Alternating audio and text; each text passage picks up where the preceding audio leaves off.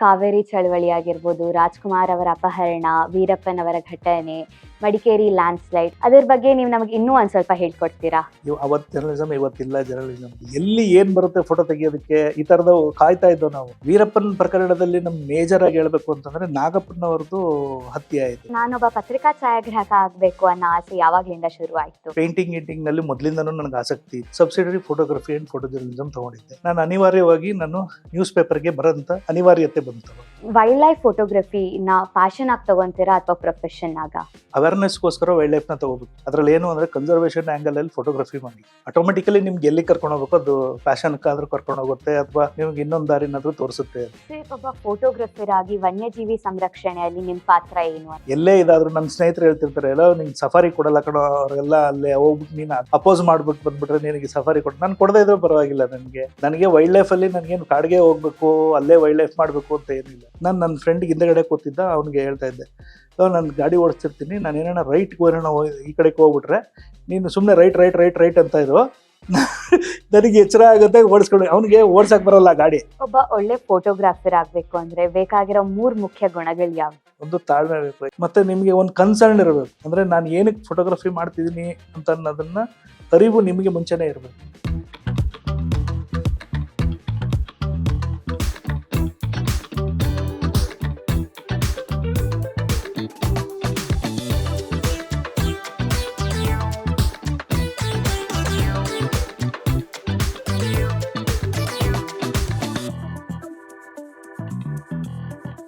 ನಮಸ್ಕಾರ, ನಾನು ಅನ್ವಿನಂದ. 9ನೇ ತರಗತಿಯಲ್ಲಿ ಓದ್ತಿದ್ದೀನಿ. ಪೂರ್ಣಚೇತನ 21ನೇ ಶತಮಾನದ ಭಾರತೀಯ ಶಾಲೆ ನಡೆಸುತ್ತಿರುವ ಮಕ್ಕಳ ಪಾಡ್ಕಾಸ್ಟ್ ವಿಚಾರ್ಗೆ ನಿಮ್ಮೆಲ್ಲರಿಗೂ ಆತ್ಮೀಯ ಸ್ವಾಗತ. ಒಂದು ಚಿತ್ರ ಸಾವಿರಾರು ಕಥೆಗಳನ್ನು ಹೇಳುತ್ತೆ ಅಂತ ನಾವು ಕೇಳಿದೀವಿ. ಆದ್ರೆ ಆ ಚಿತ್ರದ ಹಿಂದೆ ಇರುವವರ ಕತೆ ಕೇಳೋಣ. ಇಂದು ನಮ್ಮ ಜೊತೆ ಇದ್ದಾರೆ ಮೈಸೂರಿನ ಪ್ರಸಿದ್ಧ ಪತ್ರಿಕಾ ಹಾಗೂ ವನ್ಯಜೀವಿ ಛಾಯಾಗ್ರಾಹಕರಾದ SR ಮಧುಸೂದನ್ ಸರ್, ನಿಮಗೆ ನಮ್ಮ ಶಾಲೆಯ ವಿಚಾರ್ ಪಾಡ್ಕಾಸ್ಟ್ಗೆ ಆತ್ಮೀಯ ಸ್ವಾಗತ. ಮೊದಲನೇದಾಗಿ ಎಲ್ಲಾ ಮಕ್ಳಿಗೂ ನನ್ನ ಜೀವನದಲ್ಲಿ ಅವ್ರ ಚಿಕ್ಕವರಿಂದಾನೇ ಅವ್ರಿಗೆ ತುಂಬಾ ಆಸೆಗಳಿರತ್ತೆ. ನಾನೊಬ್ಬ ಡಾಕ್ಟರ್ ಆಗ್ಬೇಕು, ಸೈಂಟಿಸ್ಟ್ ಆಗ್ಬೇಕು, ಟೀಚರ್ ಆಗ್ಬೇಕು ಅಂತ. ನಿಮ್ಗೆ ನಿಮ್ ಚಿಕ್ಕ ವಯಸ್ಸಿಂದಾನು ನಾನೊಬ್ಬ ಪತ್ರಿಕಾ ಛಾಯಾಗ್ರಾಹಕ ಆಗ್ಬೇಕು ಅಂತಾನೆ ಆಸೆ ಇತ್ತಾ ಅಥವಾ ಬೇರೆ ಬೇರೆ ಕನ್ಸುಗಳು ನಿಮಗಿತ್ತ? ನಾನು ಹುಟ್ಟಿದ್ದು ಆಕ್ಚುಲಿ ಮೈಸೂರು, ಅಂದ್ರೆ ಬೆಳೆದಿದ್ದು ನಮ್ದು 6th ಸ್ಟ್ಯಾಂಡರ್ಡ್ ವರ್ಗು ಬಳ್ಳಾರಿ ಆದ್ಮೇಲೆ ನಂದು ನೆಕ್ಸ್ಟ್ ಹೈಯರ್ ಎಜುಕೇಶನ್ಸು ಮತ್ತೆ ಲೋಯರ್ ಎಜುಕೇಶನ್ ಇಂದ ಹೈಯರ್ ಎಜುಕೇಶನ್ ತುಮಕೂರಲ್ಲಿ ಓದಿದ್ದು. ನನಗೆ ಅವಾಗ ಅನ್ಕೋತಿದ್ದೇನು ಅಂತಂದ್ರೆ ಏರೋನಾಟಿಕಲ್ ಇಂಜಿನಿಯರಿಂಗು ಅಥವಾ ಯಾವುದಾದ್ರೂ ಒಂದು ಒಟ್ಟಿನಲ್ಲಿ ಪೈಲಟ್ ಆಗಬೇಕು ಅನ್ನೋದು ತುಂಬಾ ಆಸೆ ಇತ್ತು. ಆದರೆ ಅದು ಆಸೆಯಾಗಿ ಉಳ್ಕೋತು ಅಷ್ಟೇ, ಅದು ಕಾರ್ಯರೂಪಕ್ಕೆ ಬರಲಿಲ್ಲ. ಆದರೆ ಚಿಕ್ಕ ವಯಸ್ಸಲ್ಲಿದ್ದಾಗ ಎಲ್ಲರೂ ಕೇಳಿದಾಗ ಏನೋ ಒಂದು ಹೇಳ್ಬೇಕಲ್ಲ ಅಂತ ಅನ್ನೋದೊಂದು ಕೇಳಿದಾಗ ಅದೊಂದು ಆಸೆ ಹೇಳ್ಬಿಡೋದು ಅಷ್ಟೇನೆ. ಸರ್, ನಿಮ್ಗೆ ನಾನೊಬ್ಬ ಪತ್ರಿಕಾ ಛಾಯಾಗ್ರಾಹಕ ಆಗ್ಬೇಕು ಅನ್ನೋ ಆಸೆ ಯಾವಾಗ್ಲಿಂದ ಶುರು ಆಯ್ತು? ನಾನು ಆಕ್ಚುಲಾಗಿ ಮೈಸೂರಿಗೆ ಬಂದಾಗ ನಾನು ಕಾವಾದಲ್ಲಿ BFA ಅಂತ ಬಂದೆ. ನಾನು ಅಲ್ಲಿ ದಟ್ ಈಸ್ 5 years ಕೋರ್ಸ್. ಅದು ನಂದು ತುಮಕೂರಿನಲ್ಲಿ ನಾನು ಡಿಪ್ಲೊಮಾ ಮೆಕ್ಯಾನಿಕಲ್ ಇಂಜಿನಿಯರಿಂಗ್ ಮಾಡ್ತಾ ಇದ್ದೆ. ಅದರಲ್ಲಿ ನಾನು SLC ನಲ್ಲಿ ಕನ್ನಡ ಮೀಡಿಯಮ್. ಸಡನ್ಲಿ SLC ಇಂದ ನಾನು ಡಿಪ್ಲೊಮಾ ಹೋದೆ. ಡಿಪ್ಲೊಮಾ ಓದ ತಕ್ಷಣ ಏನಾಗೋಯ್ತು ಅಂತಂದ್ರೆ ನನಗೆ ಟೆಕ್ನಿಕಲ್ ಲ್ಯಾಂಗ್ವೇಜ್ ಇಂಗ್ಲೀಷ್ ಬಂದ್ಬಿಡ್ತು. ನಾನು ಫಸ್ಟ್ ಇಯರ್ ಕಂಪ್ಲೀಟ್ ಮಾಡಿದ್ದೆ, ಸೆಕೆಂಡ್ ಇಯರ್ನು ಇದು ಮಾಡಿದ್ದೆ, ಆದರೆ ಸಬ್ಜೆಕ್ಟ್ಸ್ಗಳು ಉಳ್ಕೊಂಡಿದ್ದು. ಅದರಲ್ಲಿ ಏನಾಯಿತು, ಫೈನಲ್ ಇಯರ್ಗೆ ಹೋಗ್ಬೇಕು ಅಂತಂದರೆ ಫಸ್ಟ್ ಇಯರ್ದು ಸೆಕೆಂಡ್ ಇಯರ್ದು ಕ್ಲಿಯರ್ ಮಾಡ್ಕೋಬೇಕಾಗಿತ್ತು. ಅದರಲ್ಲಿ ಎಲ್ಲ ಪಾಸ್ ಆಗ್ತಿತ್ತು. ನನಗೆ ಸೈನ್ಸ್ ಸ್ವಲ್ಪ ನನಗೆ ಪ್ರಾಬ್ಲಮ್ ಆಗ್ತಿತ್ತು. ಅಲ್ಲಿ ಸೈನ್ಸ್ ಒಂದು ನನಗೆ ಪ್ರಾಬ್ಲಮ್ ಆಗ್ಬಿಟ್ಟು ಏನಾಯಿತು, ನನಗೆ ಮನೆಯಲ್ಲೂ ಒಂದು ಸ್ವಲ್ಪ ನೀನು ಓದಲ್ಲ ಆಗಿದಲ್ಲ ಅಂತಂದ್ಬಿಟ್ಟು ಹಿಂಗೆ ಇದು ಮಾಡ್ತೀಯ, ನಿನಗೆ ಏನಾದರೂ ಹೋಟ್ಲ್ ಹಾಕ್ಕೊಟ್ಬಿಡ್ತೀವಿ, ಏನಾದರೂ ಮಾಡ್ಕೋ ಹಂಗೆ ಹಿಂಗೆ ಅಂತ ಶುರು ಆಯಿತು. ಅವಾಗ ಏನು ಮಾಡಿದೆ ಅಂತಂದರೆ ನಾನು ಮನೆಯಲ್ಲೆಲ್ಲ ರೆಬಲ್ ಆದೆ. ಇಲ್ಲ, ನನಗೆ ಕರ್ಕೊಂಡೋಗ್ಬಿಟ್ಟು ಎಲ್ಲಾದರೂ ನನಗೆ ಬೇಕಾಗಿರೋಂಥ ಕೋರ್ಸಿಗೆ ಸೇರಿಸಿ, ಇಲ್ಲ ಅಂತಂದರೆ ನಾನು ಮನೆ ಬಿಟ್ಟು ಹೋಗ್ತೀನಿ ಅಂತ ಅಂದ್ಬಿಟ್ಟು ಹಠ ಮಾಡಿದೆ. ಅವಾಗ ನಮ್ಮ ತಂದೆಯವ್ರು ಏನು ಮಾಡಿದ್ರು ಅಂತಂದರೆ, ಇವ್ನು ಹೇಳ್ದಂಗೆ ಮಾಡ್ಬಿಡ್ತೀನಿ ಇವನು ಅಂತ ಅಂದ್ಬಿಟ್ಟು ಮೈಸೂರಿನಲ್ಲಿ ಕಾವಾಗ ಬಂದು ಸೇರಿಸಿದ್ರು. Chamarajendra academy of visual arts ಅಂತ ಅಂದ್ಬಿಟ್ಟು. ಇಲ್ಲಿ ನಿಮಗೆ 5 ಕೋರ್ಸಸ್ಗಳಿದ್ದಾವೆ: ಫೋಟೋಗ್ರಫಿ, ಫೋಟೋ ಜರ್ನಲಿಸಮ್ಮು, ಮತ್ತು ಹಿಸ್ಟ್ರಿ ಆಫ್ ಆರ್ಟು, ಮತ್ತು ಸ್ಕಲ್ಪ್ಚರು, ಗ್ರಾಫಿಕ್ಸು ಮತ್ತು ಪೇಂಟಿಂಗು. ಇಷ್ಟು ಸಬ್ಜೆಕ್ಟಲ್ಲಿ ನಾವು 2 ಸಬ್ಜೆಕ್ಟ್ನ ಮೇಯ್ನಾಗಿ ತೊಗೋಬೋದು. ಒಂದು ಸಬ್ಜೆಕ್ಟ್ ಮೇಯ್ನಾಗಿ ತೊಗೊಂಡು ಒಂದು ಸಬ್ಸಿಡಿ ತೊಗೋಬೋದಾಗಿತ್ತು. ನನಗೆ ಇಂಟ್ರೆಸ್ಟ್ ಇದ್ದಿದ್ದು ಸ್ವಲ್ಪ ಪೇಂಟಿಂಗ್ನಲ್ಲಿ ಮೊದಲಿಂದನೂ ನನಗೆ ಆಸಕ್ತಿ ಇತ್ತು. ಅದಾದ್ಮೇಲೆ ಫೋಟೋಗ್ರಫಿ ಒಂದು ಸ್ವಲ್ಪ ನಮ್ಮ ತಂದೆಯವರು ಒಂದು ಯಾವುದೋ ಒಂದು ಎಲೆಕ್ಟ್ರಿಕ್ 35 ಕ್ಯಾಮ್ರಾ ತೊಗೊಂಬಂದಿದ್ರು ಅವಾಗಿನ ಇದರಲ್ಲಿ. ಅದು ಫೇಮಸ್ ಕ್ಯಾಮ್ರಾ ಅದು. ಅದರಲ್ಲಿ ತೆಗೆದಿರೋಂಥ ಅನುಭವಗಳಿತ್ತು ನನಗೆ. ಅಂದರೆ ಫ್ಯಾಮಿಲಿ ಟೂರ್ಸ್ಗಳಿಗೆ ಹೋದಾಗ ಆ ಕ್ಯಾಮ್ರಾದಲ್ಲಿ ನಾನೇ ತೆಗಿತಿದ್ದೆ ಫೋಟೋಸ್ನ. ಆ ಕ್ಯಾಮ್ರಾ ನಾನೇ ಯೂಸ್ ಮಾಡ್ತಿದ್ದೆ ಜಾಸ್ತಿ. ಹಾಗಾಗಿ ಸ್ವಲ್ಪ ಫೋಟೋಗ್ರಫಿ ಬಗ್ಗೆನೂ ಇಂಟ್ರೆಸ್ಟ್ ಇತ್ತಲ್ಲಿ. ಇದಾದ ತಕ್ಷಣ ಏನಾಯಿತು, ನೆಕ್ಸ್ಟ್ ಜರ್ನಿ ಇಲ್ಲಿ ಕಾವಾದಲ್ಲಿ ನಾನು applied art, actually advertisement add designing ಮತ್ತು ಬೇರೆ ಅಂದರೆ ಫ್ಯಾಷನ್ ಡಿಸೈನಿಂಗು ಮತ್ತು ಇದಕ್ಕೆ ಆ ಕೋರ್ಸು ಮೇಯ್ನಾಗಿ ತೊಗೊಂಡು subsidiary photography and photo journalism ತೊಗೊಂಡಿದ್ದೆ. ಸಡನ್ಲಿ ಏನಾಯಿತು ಅಂದರೆ ನೆಕ್ಸ್ಟ್ ನಾನು ಕೆಲ್ಸಕ್ಕೆ ಹೋಗುವಂಥ ಅನಿವಾರ್ಯತೆ ಬಂತು. ಬಂದಾಗ ನನಗೆ ಫೋಟೋಗ್ರಫಿ ಬಗ್ಗೆ ನನಗೆ ಗೊತ್ತಿರೋದ್ರಿಂದ photography and photojournalism subject subsidiary ತೊಗೊಂಡಿದ್ದರಿಂದ ನಾನು ಅನಿವಾರ್ಯವಾಗಿ ನ್ಯೂಸ್ ಪೇಪರ್ಗೆ ಬರೋಂಥ ಅನಿವಾರ್ಯತೆ ಬಂತು ಅವಾಗ. ಆ ಟೈಮಲ್ಲಿ ನನಗೆ ಸ್ಟಾರ್ ಆಫ್ ಮೈಸೂರಲ್ಲಿ ಫಸ್ಟ್ ಹೋಗಿ ಅಲ್ಲಿ ಶಿವಣ್ಣ ಅಂತ ಇದ್ದರು ಮುಂಚೆ. ಆ ಶಿವಣ್ಣ ಅವ್ರ ಹತ್ರ ಹೋಗಿ ಕೇಳಿದಾಗ ಅಲ್ಲಿ ಈಸಿಯಾಗಿ ಕೆಲಸ ಆಯಿತು. ಅದಾದಮೇಲೆ ಹಂಗೆ ಜರ್ನಿ ಶುರು ಆಯಿತು. ಸರ್, ನೀವು ಪೈಲಟ್ ಆಗಬೇಕು ಅಂತ ನಿಮಗೆ ಕನಸಿತ್ತು ಅಂತ ಹೇಳಿದ್ರಿ. ನೀವು ಪೈಲಟ್ ಆಗಲಿಲ್ಲ ಅಂತ ನಿಮ್ಗೆ ಯಾವ್ದಾದ್ರು ರಿಗ್ರೆಟ್ಸ್ ಇದೆಯಾ? ಇಲ್ಲ, ಈಗ ವಾರ್ಗಳು ನೋಡಿದಾಗ ನನಗೂ ಒಂದು ಆಗ್ಬೋದಾಗಿತ್ತಲ್ಲ ಅಂತ ಈಗ ಅನಿಸುತ್ತೆ, ಆಗ್ಬೋದಾಗಿತ್ತು ಅಂತಂದ್ಬಿಟ್ಟು. ಸರ್, ನೀವು ವೈಲ್ಡ್ ಲೈಫ್ ಫೋಟೋಗ್ರಫಿನ ಪ್ಯಾಷನ್ ಆಗಿ ತಗೊಂತೀರಾ ಅಥವಾ ಪ್ರೊಫೆಷನ್ ಆಗ? ಇಲ್ಲ, ವೈಲ್ಡ್ ಲೈಫ್ ಫೋಟೋಗ್ರಫಿನ ನಾವು ಪ್ಯಾಷನ್ನು ಮತ್ತು ಬೇರೆದು ಅನ್ನೋದಕ್ಕಿಂತ ಹೆಚ್ಚಾಗಿ ಅವೇರ್ನೆಸ್ಗೋಸ್ಕರ ವೈಲ್ಡ್ ಲೈಫ್ನ ತಗೋಬೇಕು. ನೀವು ಯಾರೇ ಆಗಲಿ, ಈಗ ಯಾರೇ ವೈಲ್ಡ್ ಲೈಫ್ ಫೋಟೋಗ್ರಫಿ ಮಾಡೋಕ್ಕೆ ಬರ್ತೀನಿ ಅಂತಂದರೆ ನಾನು ದುಡ್ಡು ಮಾಡ್ತೀನಿ ವೈಲ್ಡ್ ಲೈಫ್ ಫೋಟೋಗ್ರಫಿನಲ್ಲಿ, ಅಥವಾ ಇನ್ನೊಂದೇನೋ ಮಾಡ್ತೀನಿ ಪ್ಯಾಷನಾಗಿ ಮಾಡ್ತೀನಿ ನಾನು ಅಂತ ಅನ್ನೋದು ಮಾಡಬಾರ್ದು. ಅದರಲ್ಲಿ ಏನು ಅಂದರೆ ಕನ್ಸರ್ವೇಷನ್ ಆ್ಯಂಗಲಲ್ಲಿ ಫೋಟೋಗ್ರಫಿ ಮಾಡಿ. ಆಟೋಮೆಟಿಕಲಿ ನಿಮ್ಗೆ ಎಲ್ಲಿ ಕರ್ಕೊಂಡು ಹೋಗ್ಬೇಕು, ಅದು ಪ್ಯಾಷನ್ಕಾದ್ರೂ ಕರ್ಕೊಂಡು ಹೋಗುತ್ತೆ ಅಥವಾ ನಿಮ್ಗೆ ಇನ್ನೊಂದು ದಾರಿನಾದರೂ ತೋರಿಸುತ್ತೆ ಅದು. ನಾನು ಶುರು ಮಾಡಿದ್ದು ಟೈಮ್ ಸಿಕ್ಕಿದಾಗೆಲ್ಲನೂ ವೈಲ್ಡ್ ಲೈಫ್ಗೆ ಹೋಗ್ತಿದ್ದೆ. ವೈಲ್ಡ್ ಲೈಫ್ಗೆ ಹೋದಾಗ ನನಗೆ ಅಲ್ಲೇನೋ ವೈಲ್ಡ್ ಲೈಫ್ ಕ್ರೈಮ್ಸ್ಗಳು ಮತ್ತು ಈ ಮ್ಯಾನ್ ಅನಿಮಲ್ ಕಾನ್ಫ್ಲಿಕ್ಟ್ಸ್ಗಳ ಬಗ್ಗೆ ಸ್ವಲ್ಪ ನನಗೆ ಅವೇರ್ನೆಸ್ ಜಾಸ್ತಿ ಆಗಿ ಇದರಲ್ಲೇ ಏನು ಮಾಡೋಕ್ಕೆ ಹೋಗ್ತಿದ್ದೆ ಅಂತಂದರೆ, ವೈಲ್ಡ್ ಲೈಫ್ ಎಲ್ಲೇ ತೆಗಿಯೋಕ್ಕೆ ಹೋದಾಗ ಈ ವೈಲ್ಡ್ ಲೈಫಲ್ಲಿ ಈ ಮೊಲ ಹಿಡಿಯೋರು, ಈ ಪಕ್ಷಿ ಹಿಡಿಯೋರೆಲ್ಲ ಪೌಚರ್ಸ್ಗಳು ಬರ್ತಿದ್ರು. ಇವ್ರನ್ನೆಲ್ಲ ಏನು ಅಂತಂದರೆ ಫೋಟೋಗ್ರಫಿ ಮಾಡಿಬಿಟ್ಟು ತೊಗೊಂಡೋಗಿ ಕಂಪ್ಲೇಂಟ್ ಕೊಟ್ಬಿಡ್ತಿದ್ದೆ. ಈ ಪೊಲೀಸ್ನವ್ರು ಏನು ಮಾಡೋರು ಅಂತಂದರೆ ಇವ್ರನ್ನ ಅರೆಸ್ಟ್ ಮಾಡ್ತಿರ್ಲಿಲ್ಲ, ಆಮೇಲೆ ಏನೋ ಮಾಡಿಬಿಟ್ಟು ಬಿಟ್ಬಿಡೋರು ಅವ್ರನ್ನ. ಯಾಕೆಂದರೆ ಅದು ವೈಲ್ಡ್ ಲೈಫ್ ಆ್ಯಕ್ಟ್ ಪ್ರಕಾರ ಅದು ಕೇಸ್ಗಳು ನಾನ್ ಬೇಲೆಬಲ್ ಆಗುತ್ತೆ. ಇನ್ನು ಅವ್ನ ಪಾಪ ಬಡವ, ಅವನು ಪಾಪ ಅನ್ನೋದಕ್ಕಿಂತ ಅವನು ಅದನ್ನು ಹೊಡೆದಾಕ್ ತಿಂತಿರೋದು ನಮ್ಗೆ ಹೊಟ್ಟೆ ಉರಿಯುತ್ತೆ. ಆ ಹೊಟ್ಟೆ ಉರಿಯೋದು ಇದರಿಂದ ನಾವು ಹೋಗ್ಬಿಟ್ಟು ಆ ಕೋಪಕ್ಕೆ ಅವ್ರನ್ನ ತಗೊಂಡೋಗಿ ಇಡಿಸ್ಬಿಡ್ತೀವಿ. ಆದರೆ ಅವ್ರಿಗೆ ನಾನ್ ಬೇಲೆಬಲ್ ಕೇಸ್ ಆಗಿರೋದ್ರಿಂದ ಲೈಫ್ ಲಾಂಗ್ ಜೈಲಲ್ಲಿ ಇರಬೇಕಾಗುತ್ತೆ. ಇದು ಪ್ರಾಬ್ಲಮ್ ಆಗಿ ಅವರು ಕರುಣೆ ತೋರಿಸ್ಕೊಂಡು ಪೊಲೀಸ್ನವ್ರು ಬಿಟ್ಟು ಕಳಿಸ್ಬಿಡೋರು ಅವ್ರನ್ನ. ಈ ಪ್ರಾಬ್ಲಮಿಂದ ಏನಾಯಿತು ಅಂತಂದರೆ ಇನ್ನೂ ಕೆಲವು ಬೇರೆ ಬೇರೆ ಥರದ್ರಲ್ಲಿ ಏನೋ, ಈಗ ನಗುನಹಳ್ಳಿ ಅಂತ ಇದೆ ಮೈಸೂರು ಹತ್ರ, ಅಂದರೆ ಮಂಡ್ಯ ಡಿಸ್ಟಿಕ್ ಸೇರುತ್ತೆ. ಅಲ್ಲಿ ಬಿ ಈಟರ್ ಅಂತ ಅಂದ್ಬಿಟ್ಟು large blue tailed B eater ಅಂತ ಬರುತ್ತೆ. ಆ ಪಕ್ಕದಲ್ಲಿ ಅದು ಮರಳು, ಅಂದರೆ ಶೋರ್, ಇದು ನದಿ ಹರಿತಾ ಇರುತ್ತೆ, ಅದರ ಪಕ್ಕದಲ್ಲಿ ಮರಳಿಂದು ಇದೆಲ್ಲ ಬಿದ್ದಿರುತ್ತಲ್ಲ, ಅಲ್ಲಿ ನೆಲದಲ್ಲಿ ಗೂಡು ಮಾಡಿಬಿಟ್ಟು ಮೊಟ್ಟೆ ಇಟ್ಬಿಟ್ಟು ಮರಿ ಮಾಡ್ಕೊಂಡು ಹೋಗುವಂಥದ್ದು. ಅದು ಕರೆಕ್ಟಾಗಿ ಜನವರಿ ಟೈಮಲ್ಲಿ ಬರ್ತಿತ್ತು. ಅದು ತಕ್ಷಣ ಆ ಟೈಮಲ್ಲೇ ಏನು ಮಾಡ್ಬಿಟ್ರು ಅಂತಂದರೆ, ಮಂಡ್ಯ ಡಿಸ್ಟಿಕ್ ಅಡ್ಮಿನಿಸ್ಟ್ರೇಷನಿಂದ ಈ ಶೋರಿಂದ ಆ ಪಕ್ಕದ ಶೋರಲ್ಲಿ ನೀರು ಎಳ್ಕೋಬೇಕು ಅಂತ ಅಂದ್ಬಿಟ್ಟು, ಅಂದರೆ ನೀರಿಂದು ಟ್ಯಾಂಕ್ ಏನೋ ಮಾಡೋದಕ್ಕೋಸ್ಕರ ಅಲ್ಲಿ ಪ್ರಿಸರ್ವ್ ಮಾಡೋಕ್ಕೋಸ್ಕರ ಬಂಡೆ ಹೊಡಿಬೇಕಾಗಿರೋ ಪರಿಸ್ಥಿತಿ ಬಂತು. ಅವರು ಬ್ಲಾಸ್ಟ್ ಗೀಸ್ಟ್ ಎಲ್ಲ ಮಾಡೋಕ್ಕೆ ಶುರು ಮಾಡಿಬಿಟ್ರು. ಇಲ್ಲಿ ಇವು ಮೊಟ್ಟೆ ಇಡೋ ಸೀಸನ್ನು, ಇಡೀ ಭೂಮಿ ಅಳ್ಳಾಡಿದ್ರೆ ಮೊಟ್ಟೆಗಳೆಲ್ಲ ಕುಸಿದೋಗುತ್ತೆ. ಇದನ್ನ ಪ್ರೊಟೆಕ್ಟ್ ಮಾಡಲೇಬೇಕು ನಾವು. ಈ ಟೈಮಲ್ಲಿ ಅದನ್ನ ನಾವು ಬ್ಲಾಸ್ಟ್ ಮಾಡೋದನ್ನ ನಿಲ್ಲಿಸಲೇಬೇಕು ಅಂತ ಅಂದ್ಬಿಟ್ಟು ಯಾರ್ಯಾರನ್ನ ಎಲ್ಲೆಲ್ಲಿ ಕಾಂಟ್ಯಾಕ್ಟ್ ಮಾಡಬೇಕು ಎಲ್ಲ ಕಾಂಟ್ಯಾಕ್ಟ್ ಮಾಡ್ಬಿಟ್ಟು ನಿಲ್ಲಿಸ್ಬಿಟ್ಟು ನಾವು ಅದಕ್ಕೆ ತಕ್ಕಂತೆ ನಾವೇನು ಮಾಡಿದ್ದು ಅಂತಂದರೆ, ನಮ್ಗೊಂದು ಫೋಟೋಗ್ರಫಿ ಬೇಕೀಗ, ಫೋಟೋ ಎವಿಡೆನ್ಸ್ ಸಿಗ್ಬೇಕಲ್ಲ, ಅಂದರೆ ಈ ಥರ ಪ್ರಾಬ್ಲಮ್ ಆಗ್ತಾ ಇದೆ ಅಂತ ಅಂದ್ಬಿಟ್ಟು. ಅವಾಗ ಏನು ಮಾಡೋದು ಅಂತಂದರೆ, ಅದು ಹಿಂದೆಗಡೆ ಬ್ಲಾಸ್ಟ್ ಆಗ್ತಿರೋದೊಂದು, ಈ ಕಡೆ ಹಕ್ಕಿಗಳೆಲ್ಲ ಹಾರ್ತಾ ಇರೋದು.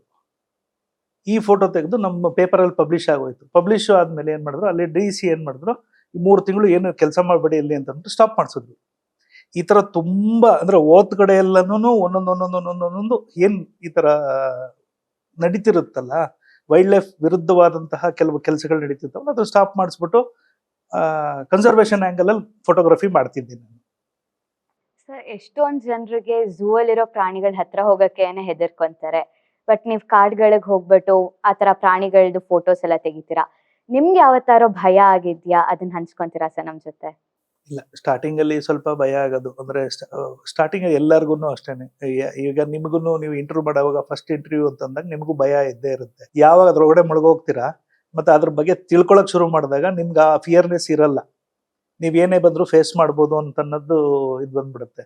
ಇದರಲ್ಲಿ ನನ್ನ ಫ್ರೆಂಡ್ ಒಬ್ಬ ಇದೇ ಥರನೇ ಮ್ಯಾನ್ ಅನಿಮಲ್ ಕಾನ್ಫ್ಲಿಕ್ಟ್ದು ಹುಲಿ ಹೊರಗಡೆ ಬಂದ್ಬಿಟ್ಟಿತ್ತು ಈ ಅಂತರಸಂತೆ ಹತ್ರ.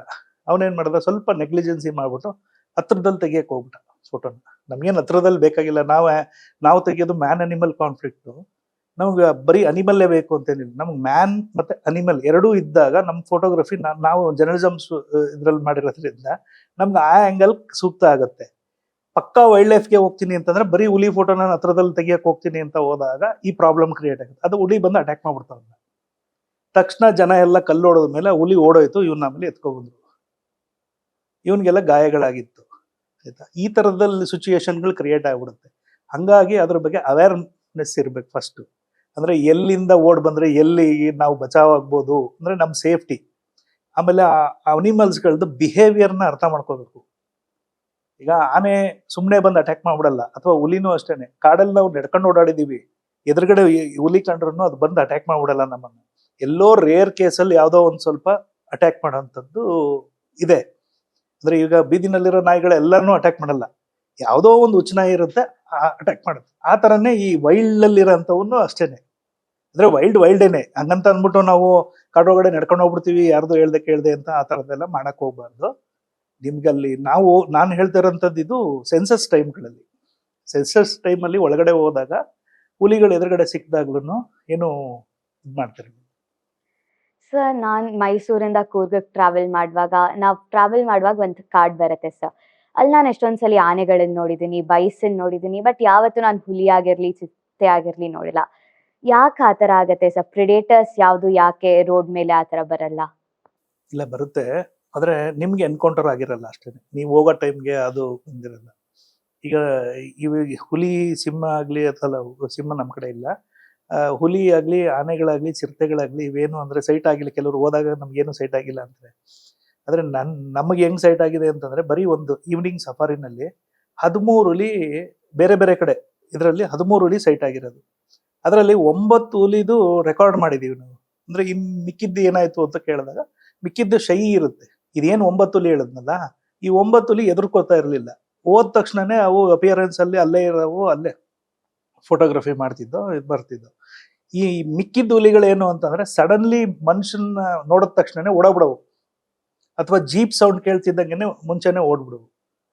ಈ ಥರದ್ರಲ್ಲಿ ಅಪಿಯರೆನ್ಸಲ್ಲಿ ನಮ್ಗೆ 13 ಹುಲಿ ಇದೆ. ಹುಲಿಗಳೇನು ಅಂದರೆ ಎಲ್ಲನೂ ಧೈರ್ಯವಾಗಿರಲ್ಲ, ಅದರಲ್ಲೂ ಶೈ ಇರುತ್ತೆ, ಓಡೋಗ್ಬಿಡ್ತವೆ, ಕಾಣಿಸ್ಕಾಣಲ್ಲ ಅಷ್ಟೇ. ಸರ್, ಒಬ್ಬ ಫೋಟೋಗ್ರಫರ್ ಆಗಿ ವನ್ಯಜೀವಿ ಸಂರಕ್ಷಣೆಯಲ್ಲಿ ನಿಮ್ಮ ಪಾತ್ರ ಏನು ಅಂತ ನಿಮ್ಗನ್ಸುತ್ತೆ? ನಾನು ಒಳ್ಳೆ ಕೆಲಸ ಮಾಡ್ತಿದ್ದೀನಿ ಅಂತ ನನಗೆ ಸೆಲ್ಫ್ ಇದರಲ್ಲಿ ನನಗೆ ತುಂಬ ಹೆಮ್ಮೆ ಇದೆ. ಎಲ್ಲೇ ಇದಾದರೂ ನನ್ನ ಸ್ನೇಹಿತರು ಹೇಳ್ತಿರ್ತಾರೆ, ಎಲ್ಲೋ ನಿಂಗೆ ಸಫಾರಿ ಕೊಡಲ್ಲ ಕಣೋ, ಅವರೆಲ್ಲ ಅಲ್ಲೇ ಹೋಗ್ಬಿಟ್ಟು ನೀನು ಆ ಥರ ಎಲ್ಲ ಮಾತಾಡಿ ಬಂದ್ಬಿಟ್ರೆ, ಅಥವಾ ನೀನು ಆ ಥರದ್ದು ಅಪೋಸ್ ಮಾಡ್ಬಿಟ್ಟು ಬಂದ್ಬಿಟ್ರೆ ನಿನಗೆ ಸಫಾರಿ ನಾನು ಕೊಡದೇ ಇದ್ರೂ ಪರವಾಗಿಲ್ಲ. ನನಗೆ ವೈಲ್ಡ್ ಲೈಫಲ್ಲಿ ನನಗೇನು ಕಾಡಿಗೆ ಹೋಗ್ಬೇಕು, ಅಲ್ಲೇ ವೈಲ್ಡ್ ಲೈಫ್ ಮಾಡಬೇಕು ಅಂತ ಏನಿಲ್ಲ. ನಾನು ಇಲ್ಲಿ ಸಿಟಿ ಒಳಗಡೆ ನಾನು ಬರ್ಡಿಂಗ್ಸ್ ಜಾಸ್ತಿ ಮಾಡೋದು. ಈ ಬರ್ಡಿಂಗ್ಸಲ್ಲಿ ನಿಮಗೆ ಸಿಟಿ ಗ್ರೋತ್ ಆಗ್ತಾ ಇರೋದ್ರಿಂದ ಎಲ್ಲ ಕಡೆ ಲೇಔಟ್ಗಳು ಫಾರ್ಮ್ ಮಾಡಿಬಿಟ್ಟಿದ್ದಾರೆ. ಈ ಲೇಔಟಲ್ಲಿ ಲ್ಯಾಂಡಲ್ಲಿ ಮೊಟ್ಟೆ ಇಟ್ಟು ಹೋಗುವಂಥ ಬರ್ಡ್ಸ್ಗಳು ಒಂದು 10-15 ಸ್ಪೀಷೀಸ್ಗಳಿದ್ದಾವೆ. ಇವೇನು ಅಂತಂದರೆ ಇವು ನಮ್ಮಲ್ಲೇ ಇರ್ತವೆ, ನಮಗೆ ಗೊತ್ತಿರಲ್ಲ. ಇಲ್ಲೊಂದು ಮನೆ ಕಟ್ಸ್ಕೊಂಡಿರ್ತಾರೆ, ಈ ಮನೆ ಪಕ್ಕದಲ್ಲಿ ಎಷ್ಟು ಸ್ಪೀಷೀಸ್ ಆಫ್ ಬರ್ಡ್ಸ್ಗಳು ಪಕ್ಕದಲ್ಲೇ ಗೂಡು ಮಾಡ್ಕೊಂಡು ಮರಿ ಮಾಡ್ಕೊಂಡು ಹೋಗ್ತವೆ ಅಂತಲೇ ಗೊತ್ತಿರಲ್ಲ ಅವ್ರಿಗೆ. ಈ ಬೇಸಿಗೆ ಬಂತು ಅಂದರೆ ಏನು ಮಾಡ್ಬಿಡ್ತಾರೆ ಅಂತಂದರೆ, ಪಕ್ಕದಲ್ಲೆಲ್ಲ ಒಣಗೋಗಿರುತ್ತೆ, ಹಾವು ಬರುತ್ತೆ ಅಥವಾ ಇನ್ನೊಂದು ಬರುತ್ತೆ ಅಂತ ಅಂದ್ಬಿಟ್ಟು ಬೆಂಕಿ ಹಾಕ್ಬಿಡ್ತಾರೆ. ಈ ಥರ ಮಾಡಲೇಬಾರ್ದದು. ಸಮ್ಮರಲ್ಲಿ ನೀವು ಎಲ್ಲೂ ಬೆಂಕಿ ಹಾಕಬಾರ್ದು. ಸಮ್ಮರಲ್ಲಿ ಏನು ಅಂತಂದರೆ ಯಾವುದೋ ಪೊದೆನಲ್ಲಿ ಯಾವುದೋ ಇದರಲ್ಲಿ ಬರ್ಡ್ಸ್ಗಳು ನೆಸ್ಟ್ ಮಾಡಿರುತ್ತವೆ, ಅವೆಲ್ಲ ಸುತ್ತೋಗ್ತವೆ. ಇವರು ಹಾವುಗೋಸ್ಕರ ಇದು ಮಾಡ್ತಾರೆ. ಆದರೆ ಹಾವು ಒಳಗಡೆ ಏನಕ್ಕೆ ಬರುತ್ತೆ ಅಂತಂದರೆ, ಮನೆ ಒಳಗಡೆ ಒಂದು ಸ್ವಲ್ಪ ಗಲೀಜಾಗಿ ಇಟ್ಕೋತಾರೆ. ಆ ಗಲೀಜಾಗಿ ಇಟ್ಕೊಂಡಾಗ ಏನು ಮಾಡುತ್ತೆ, ಆಟೋಮೆಟಿಕಲಿ ಇಲಿಗಳು ಬರ್ತವೆ. ಇಲಿ ಮತ್ತು ಕಪ್ಪೆಗಳು ಯಾವಾಗ ಒಳಗಡೆ ಬರ್ತವೆ ಆವಾಗ ಆಟೋಮೆಟಿಕಲಿ ಹಾವು ಬರುತ್ತೆ. ಹಾವುನು ಏನು ಸಡನ್ಲಿ ಬಂದ ತಕ್ಷಣ ಅಟ್ಯಾಕ್ ಮಾಡೋದು ಅದು ಇದು ಏನು ಮಾಡೋದಿಲ್ಲ. ಅದರದ್ದೇ ಆದಂಥ ನೇಚರ್ ಬೇರೆ ಇರುತ್ತೆ. ಅದು ಬರೋದು ಇಲಿಗೋಸ್ಕರ ಅಥವಾ ಇದಕ್ಕೋಸ್ಕರ ಎನ್ಕೌಂಟರ್ ಅಷ್ಟೇ. ಎಲ್ಲೋ ಕಾಲು ಅಲ್ಲಿ ಮನೆಯಿಂದ ಹೊರಗಡೆ ಬರ್ತಾರೆ, ಆ ಟೈಮಿಗೆ ಕರೆಕ್ಟಾಗಿ ಅಲ್ಲಿ ಬಂದಿರುತ್ತೆ ಹಾವು, ಸಡನ್ನಾಗಿ ಕಾಲಿಟ್ಟಾಗ ಇದು ಮಾಡಿದಾಗ ಕಚ್ಚಿಬಿಡುತ್ತೆ.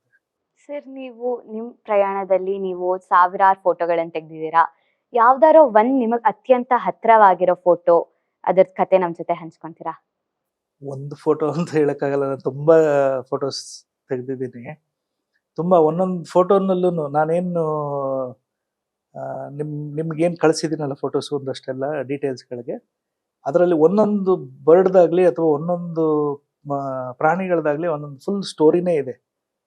ಅದು ಕತೆ ಹೇಳಕ್ ಹೋಯ್ತು ಅಂತಂದ್ರೆ ದೊಡ್ಡದಾಗ ಇದಾಗುತ್ತೆ. ಅದ್ರಲ್ಲೂ ತುಂಬಾ ಅಂದ್ರೆ ಈಗ ಹೇಳಿದ್ನಲ್ಲ, ಬೀಟರ್ಗಳದ್ದು ಒಂದು ಸಮಸ್ಯೆ ಆಯ್ತು ಅಂದ್ರೆ ಮ್ಯಾನ್ ಅನಿಮಲ್ ಕಾನ್ಫ್ಲಿಕ್ಟ್ ನಾವು ಅದಕ್ಕೆ ತೊಂದರೆ ಮಾಡ್ತಿರ್ತೀವಿ ಅಷ್ಟೇನೆ. ಬರ್ಡ್ಸ್ಗಳಿಗಾಗ್ಲಿ ಅಥವಾ ಮ್ಯಾಮಲ್ಸ್ಗೆ ತೊಂದರೆ ಮಾಡ್ತಿರ್ತೀವಿ. ಈ ತರ ಕಾನ್ಸೆಪ್ಟ್ ಅಲ್ಲಿ ತುಂಬಾ ಫೋಟೋಸ್ ತೆಗೆದಿದ್ದೀನಿ, ಅದರಲ್ಲಿ ತುಂಬಾ ಇದಾವೆ. ಸರ್, ನಿಮ್ಗೆ ಬಹಳಷ್ಟು ರಾಷ್ಟ್ರೀಯ ಹಾಗೆ ಅಂತಾರಾಷ್ಟ್ರೀಯ ಪ್ರಶಸ್ತಿಗಳು ದೊರಕಿದೆ. ಅದರಲ್ಲಿ ನೀವು ಒಬ್ಬ ಫೋಟೋಗ್ರಫರ್ ಆಗಿ ಪ್ರಶಸ್ತಿಗಳು ನಿಮಗೆ ಹೇಗೆ ಇನ್ಸ್ಪೈರ್ ಮಾಡಿದೆ ಇನ್ನು ಫೋಟೋಸ್ ತೆಗಿಬೇಕು ಅಂತ? ಅಂದ್ರೆ ಈಗ ಇತ್ತೀಚಿನ ದಿನಗಳಲ್ಲಿ ಎಲ್ಲಾ ಫೀಲ್ಡ್ ಅಲ್ಲೂ ಕಾಂಪಿಟೇಷನ್ಸು ಮತ್ತೆ ರೆಕಗ್ನೈಸೇಷನ್ಸ್ ಎರಡೂ ಬೇಕು ಅನ್ಸುತ್ತೆ. ಅದರಲ್ಲೂ ನಾನೆಲ್ಲ ಒಂದು ಪಾರ್ಟ್ ಅಲ್ಲಿ ಜಸ್ಟ್ ಅದು ನೋಡೋಣ ಅಂತ ಅಂದ್ಬಿಟ್ಟು ನಾನು ಕಾಂಪಿಟೇಷನ್ಸ್ಗಳಿಗೆ ಇದಕ್ಕೆಲ್ಲ ಹಾಕಕ್ಕೆ ಶುರು ಮಾಡಿದೆ.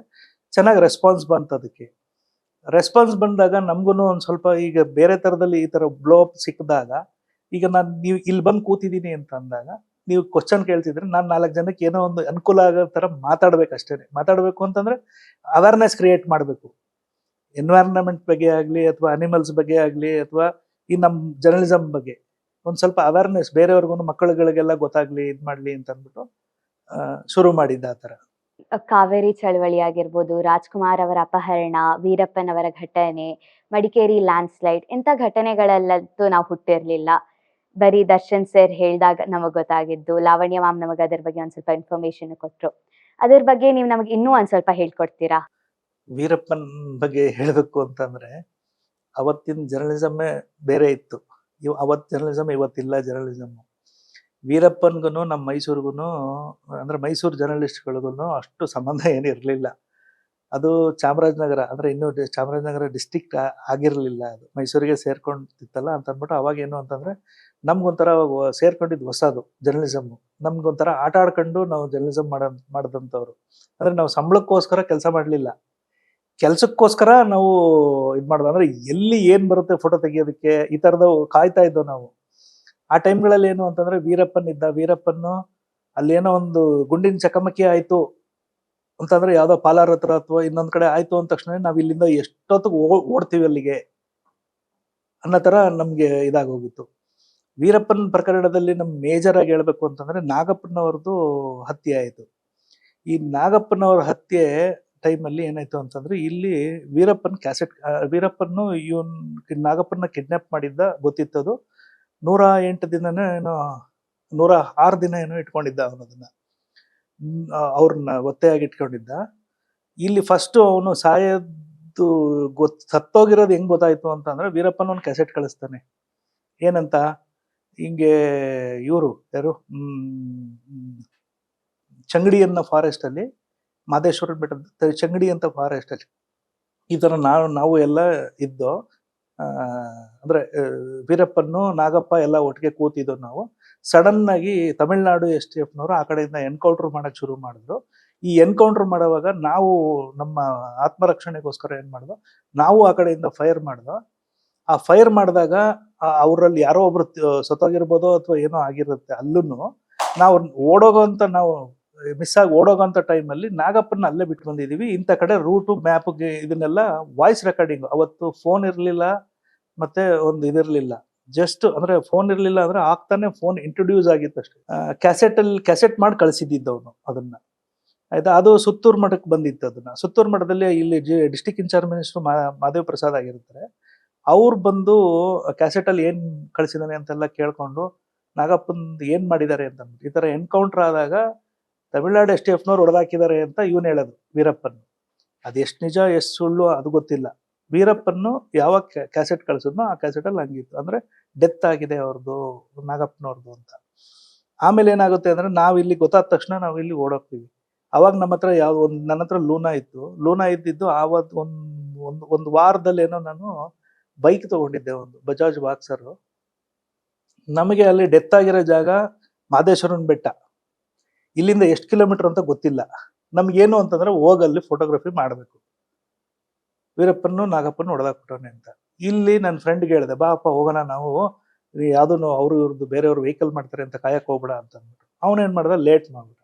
ನೀನು ಬರಂಗಿದ್ರೆ ಬಾ, ಇಲ್ಲಾಂದ್ರೆ ನಾನು ಹೋಗ್ತೀನಿ ಅಂತ ಹೊರಡಾಕ ಅವ್ನು ಮತ್ತೆ ಅವ್ನು ಬರ್ತೀನಿ ಬಾ ಅಂತ ಅಂದ್ಬಿಟ್ಟು ಬಂದ.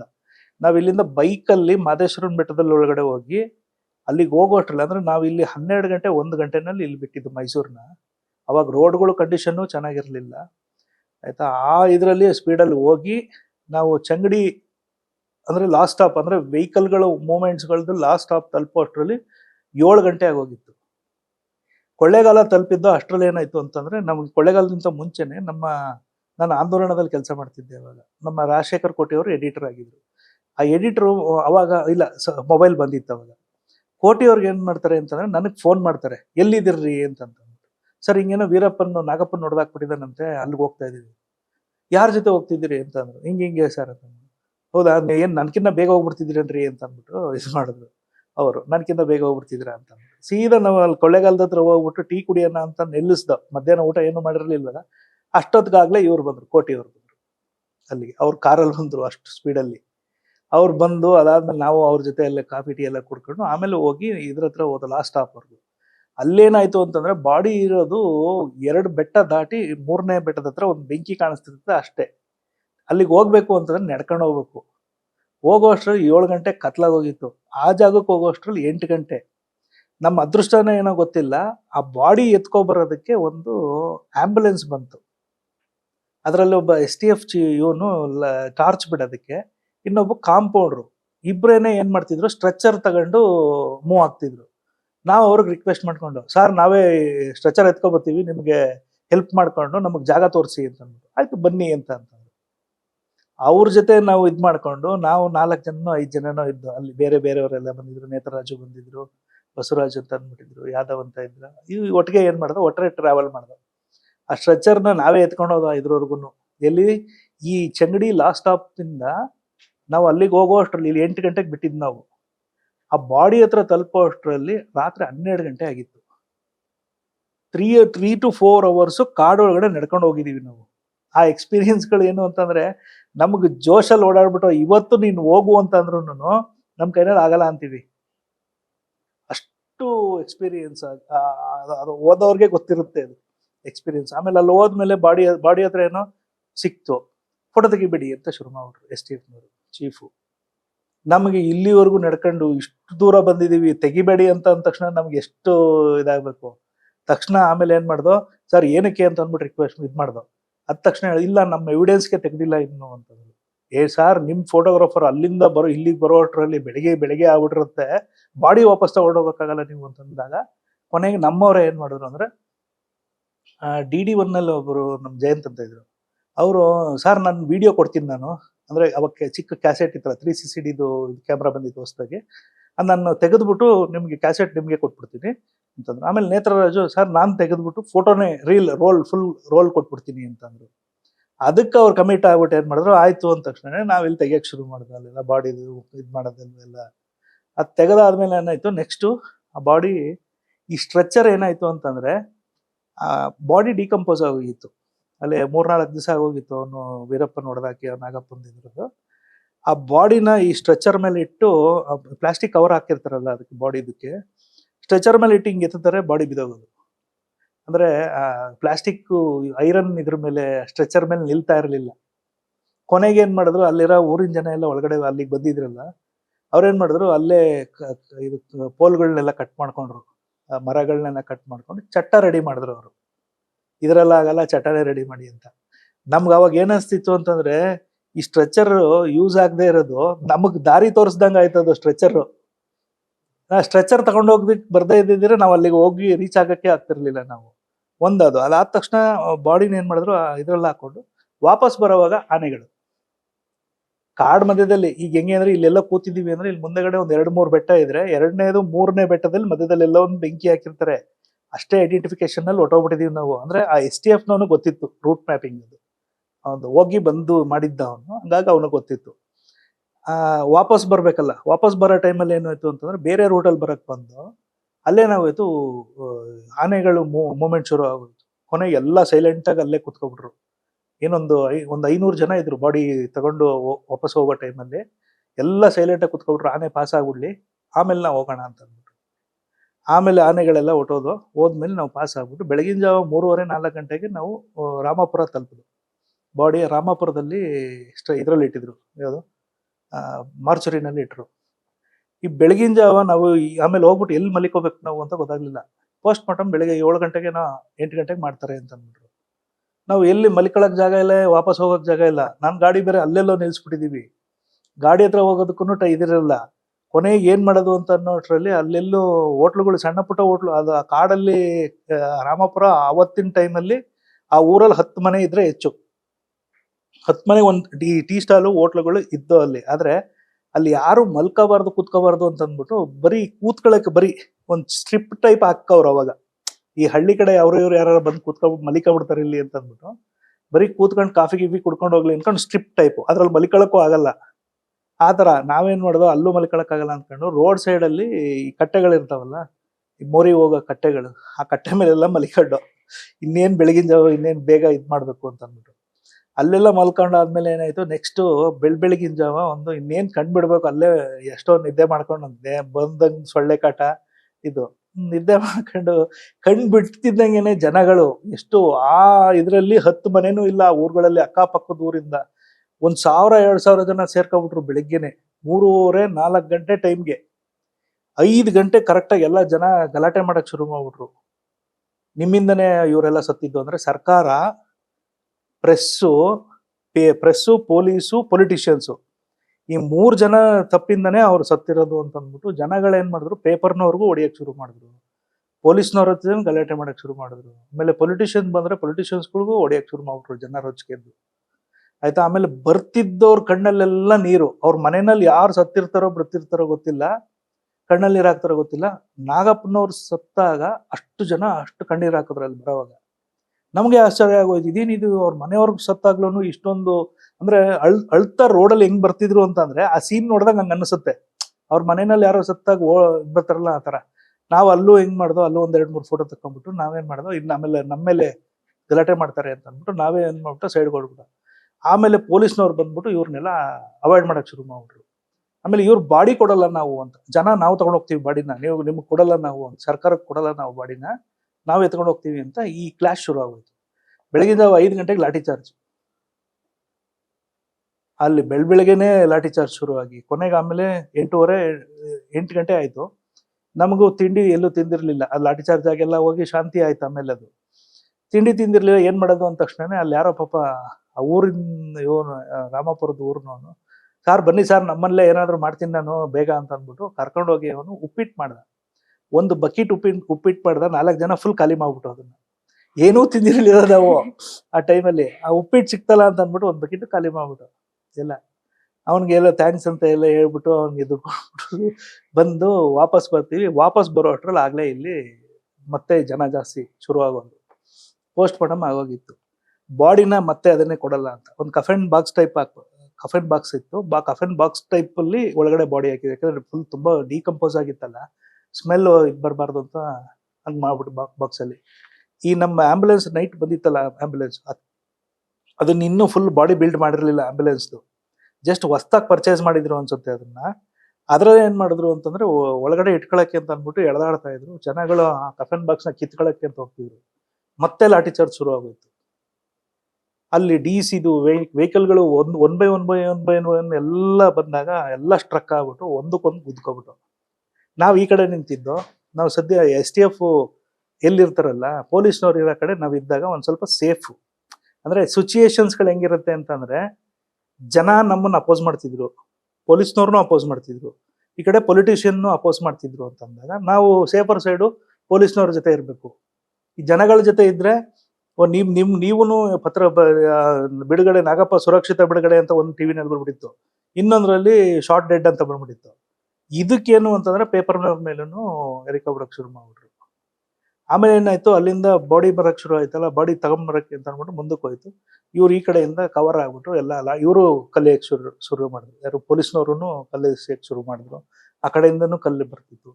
ಆ ಸೀನ್ ಹೆಂಗಿತ್ತು ಅಂತಂದ್ರೆ, ನೀವು ಯಾವುದೇ ಇಂಗ್ಲಿಷ್ ಫಿಲ್ಮ್ಗಳಲ್ಲಿ ಕರ್ಫ್ಯೂ ಇರುತ್ತಲ್ಲ ಅದಕ್ಕಿಂತ ಹೆಚ್ಚಾಗಿತ್ತು. ಆ ರೀತಿನ ಹೋಗೋ ರೋಡಲ್ಲಿ ದೊಡ್ಡ ದೊಡ್ಡ ಮರಗಳನ್ನೆಲ್ಲ ಕಟ್ ಮಾಡಿ ಬೆಂಕಿ ಹಾಕಿ ಉಡ್ಸಿದ್ದು. ಆಮೇಲೆ ಅಲ್ಲಿ ಆ ಬೀದಿನಲ್ಲಿ ಯಾವ್ಯಾವ ಗಾಡಿಗಳು ನಿಂತಿರ್ತವೆ, ಬಸ್ಸು, ಕಾರು, ಸ್ಕೂಟರು ಎಲ್ಲ ಬೆಂಕಿ. ಅಷ್ಟು ದೊಡ್ಡ ಗಲಾಟೆ. ಮತ್ತು ಅಷ್ಟು ದೊಡ್ಡ ಇದಾಗಿತ್ತಲ್ಲಿ, ಕರ್ಫ್ಯೂ ಥರ. ಇದ್ರ ಮಧ್ಯದಲ್ಲಿ ಏನಾಯ್ತು, ನಾನು ನನ್ನ ಫ್ರೆಂಡ್ ಇಬ್ರು ಹೋಗಿದ್ವಲ್ಲ, ಇದಾದ ತಕ್ಷಣ ನೆಕ್ಸ್ಟ್ ಬಾಡಿ ಮೂವ್ ಆಗೋಯ್ತಲ್ಲ, ನೆಕ್ಸ್ಟ್ ಊರಿಗೆ ಹೋಗ್ಬಿಡೋಣ ಅಂತ ಅಂದ್ಬಿಟ್ಟು ಶಾರ್ಟ್ ಕಟ್ ಅಲ್ಲಿ ಇನ್ನೊಂದು ಕಡೆಯಿಂದ ಆ ಊರಿಗೆ ಹೋಗೋಣ ಅಂತ ಮಧ್ಯದಲ್ಲಿ ಹೋದ. ಅಲ್ಲಿ ನಮ್ಮ ಸೀನಿಯರ್ ಜರ್ನಲಿಸ್ಟ್ಗಳು ಬಂದು ಅಡ್ಡ ಹಾಕಬಿಟ್ರು ನಮ್ಮನ್ನ. ನಿಮ್ಗೇನು ಹೇಳೋರು ಕೇಳೋರು ಯಾರು ಇಲ್ವಾ ನಿಮ್ಗೆ? ಯಾರು ರಿಸ್ಕ್, ಯಾಕೆ ಇಷ್ಟೊಂದು ರಿಸ್ಕ್ ತಗೋ ಬರ್ತಿದ್ದೀರಾ ನೀವು ಇಲ್ಲಿ? ಅಲ್ಲಿ ಏನಾಗಿತ್ತು ಅಂತಂದ್ರೆ, ಅವ್ರು ಹೇಳೋ ಪ್ರಕಾರ ಅಲ್ಲಿ ಇನ್ನೊಬ್ಬ ನಮ್ಮ ವಿಡಿಯೋ ಜರ್ನಲಿಸ್ಟ್ಗೆ ಈ ಜನ ಎಲ್ಲ ಹಿಡ್ಕೊಂಡು ಸಾಯ್ಸಾಕ್ ಕೊಟ್ಟೋಗ್ಬಿಟ್ಟಿದ್ರು. ಆ ಕೋಪಕ್ಕೆ ಏನ್ ಮಾಡಿದ್ರು ಅಂತಂದ್ರೆ, ಇವ್ರು ಬಿಡಿಸ್ಕೊಂಡ್ ಬಂದಿದ್ರಲ್ಲ, ಅದಕ್ಕೆ ನಮಗೆ ನೀವ್ ಯಾಕೆ ಬಂದಿದ್ದೀರಾ, ಹಿಂಗೆ ಇಬ್ರೇ ಹಿಂಗ್ ಓಡಾಡ್ತಾ ಇದ್ದೀರಲ್ಲ ನೀವು ಅಂತ ಅಂದ್ಬಿಟ್ಟು ನಮಗ್ ಬೈದ್ರು. ಅದಕ್ಕೆ ಏನ್ ಮಾಡ್ದ, ನಾವೇನ್ ಅದಕ್ಕೆ ತಲೆ ಕೆಡಿಸ್ಕೊಳಕ್ ಹೋಗ್ಲಿಲ್ಲ. ಕೊನೆಗೆ ಏನ್ ಮಾಡ್ದೆ, ಇನ್ನೊಂದು ಚಾನಲ್ ರೂಟ್ ಇತ್ತು, ಇನ್ನೊಂದು ಆ ಚಾನಲ್ ರೂಟಲ್ಲಿ ಮತ್ತೆ ಹೋಗ್ಬಿಟ್ಟು ಅಲ್ಲಿ ಹೋಗ್ಬಿಟ್ಟು ನನ್ನ ಜೊತೆ ಬಂದವನು ಸ್ವಲ್ಪ ಕ್ವಾಟ್ಲೆ ಯಾರು ಅಂದ್ರೆ ತೆಗಿಬೇಡ ಅಂತಂದ್ರೆ ತೆಗಿಯೋದು ಜಾಸ್ತಿ ಅಲ್ಲಿ. ಅವನೇನ್ ಮಾಡಿದ, ಅವ್ನು ಕರ್ಕೊಂಡು ಹೋಗ್ಬಿಟ್ಟಿದ್ದೀನಿ ನಾನು, ವಾಪಸ್ ಕರ್ಕೊಬರೋ ಜವಾಬ್ದಾರಿ ನಂದು, ನನ್ನ ಗಾಡಿನಲ್ಲಿ, ಆಯ್ತಾ. ಹಂಗಾಗಿ ಏನ್ ಮಾಡೋದಕ್ಕೂ ಇದಿಲ್ಲ.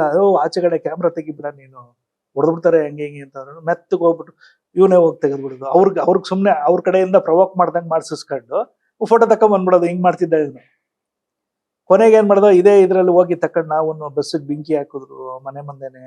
ಆಮೇಲೆ ಈ ಆಂಬುಲೆನ್ಸ್ ಏನ್ ಕರ್ಕೊಂಡೋಗ್ಬಿಟ್ಟು ಕಫನ್ ಬಾಕ್ಸ್ ನ ಮನೆಗೆ ತಲುಪಿಸಿದ್ರಲ್ಲ, ಹಿಂಗ್ ಗಾಡಿ ಹಿಂಗ್ ಹೋಗಿ ಗಾಡಿ ವಾಪಸ್ ಇದನ್ನ ಬಾಕ್ಸ್ ತಗೊಂಡೋದ್ರು, ಕಫನ್ ಬಾಕ್ಸ್. ಇದನ್ನ ಅಲ್ಟಿಮೇಟ್ಲಿ ಹಂಗೆ ಎಳಕ ಬಂದ್ ರೋಡ್ಗೆ 2 ತೆಂಗಿನ ಗರಿ ಹಾಕ್ಬಿಟ್ಟು ಬೆಂಕಿ ಹಾಕ್ಬಿಟ್ರು ಮನೆ ಮುಂದೆನೆ. ನಾಗಪ್ಪನ ಬಾಡಿ ತಂದಿದ್ದು ಇದನ್ನ ಆಂಬುಲೆನ್ಸ್ಗೆ. ಅಂದ್ರೆ ಅಷ್ಟು ರೊಚ್ಚಿಗೆ ಬಿಟ್ಟಿದ್ರು ಜನ. ಆಮೇಲೆ ಅಲ್ಲಿ ಬಂದಿದ್ದು ಎಲ್ಲಾ ಪೊಲಿಟಿಷಿಯನ್ಸ್ಗಳು, MLA ಗಳು, MP ಗಳಿಗೆ ಅಲ್ಲಿ ಗದ್ದೆನಲ್ಲೆಲ್ಲ ಅಟ್ಟಾಡ್ಸ್ಕೊಂಡು ಹೊಡ್ಬಿಟ್ರು. ನಾವು ಅದಕ್ಕೆ ಸಾಕು, ಈಗ ಹೆಂಗಿದ್ರು ಬಾಡಿ ಫೋಟೋ ತೆಗ್ದಿದ್ದೀವಿ, ಇಲ್ಲಿವರೆಗೂ ಬಂದಿದ್ದೀವಿ, ಬಾ ಹೊರಟು ಬಿಡೋಣ ಅಂತ ಅಂದ್ಬಿಟ್ಟು ವಾಪಸ್ಗ ನಾವು ಚಂಗಡಿ ಹತ್ರ ಗಾಡಿ ನಿಲ್ಸಿದ್ವಲ್ಲ, ಆ ಗಾಡಿನ ಹಂಗೆ ಅಲ್ಲಿಂದ ತಗೊಬಂದು ನಾವು ವಾಪಸ್ ಬರಕ್ ಶುರು ಮಾಡಿದ್ವು. ವಾಪಸ್ ಬರೋ ಟೈಮಲ್ಲಿ ಏನಾಯ್ತು, ಮಧ್ಯಾಹ್ನ ಇದರಲ್ಲಿ ನಮಗೆ ಮೊದಲೇ ರಾತ್ರಿ ಹೊತ್ತು ಅಲ್ಲಿ ನಿದ್ದೆ ಬಂದಿರಲಿಲ್ಲ.